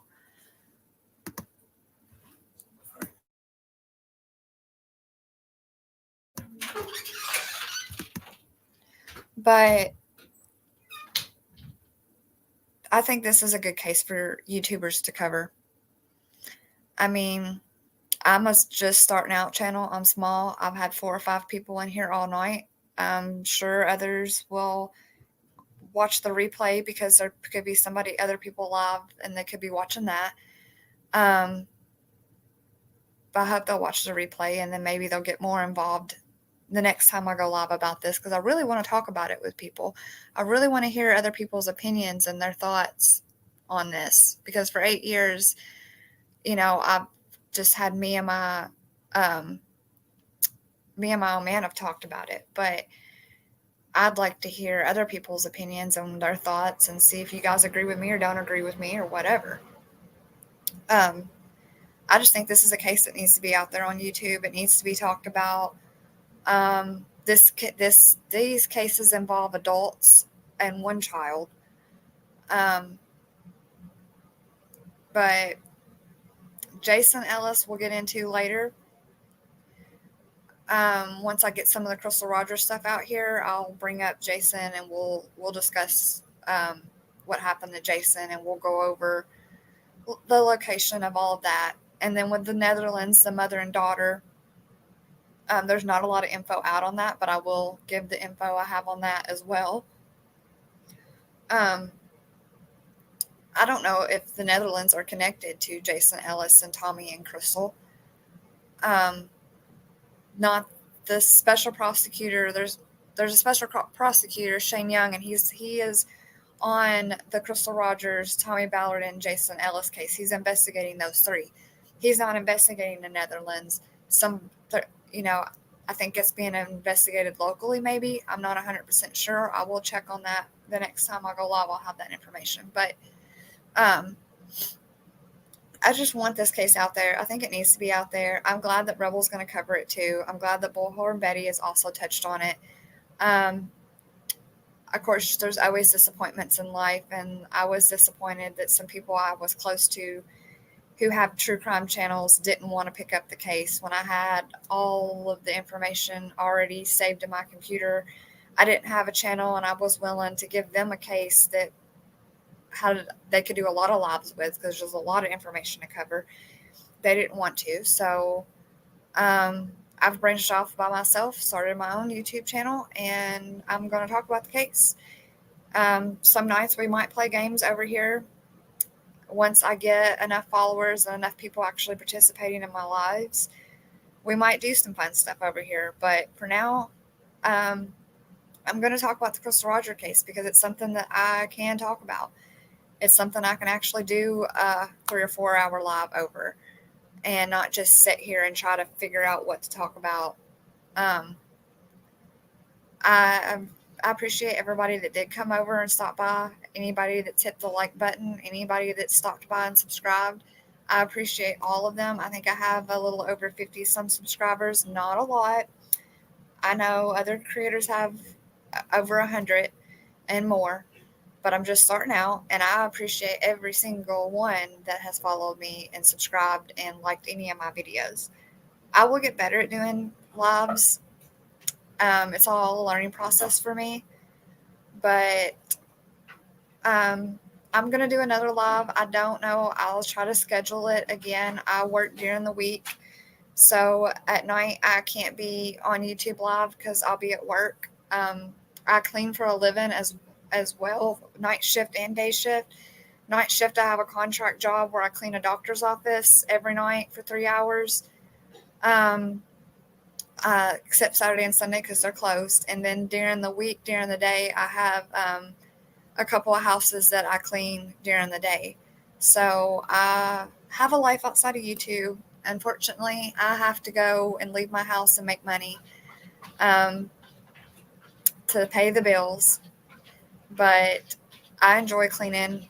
I'm good at it, and it's a way for me to make money. So that's what I do during the day when y'all don't see me on YouTube. Is I am probably cleaning a house or sleeping or eating. That's my life outside of YouTube. In the summertime, I will be fishing, I will be camping, and I will be hiking. I plan on taking y'all on some hiking trips as long as technology will cooperate with me and the phone will let me go live and I have signal where I hike at. I'd like to take y'all around the lake. I'm not far from Lincoln's birthplace. Might take you guys there one day. Might have a history day of learning about Abraham Lincoln because I'm close to his birthplace. But definitely we'll be doing more lives. I just may not be live every day, every night. Until I get going live and having a daily life outside of YouTube and organize it. I will just probably be going live on either Saturday or Sunday nights or Saturday or Sunday during the day. Sorry if you can hear my cat scratching his litter box in the background. Thomas.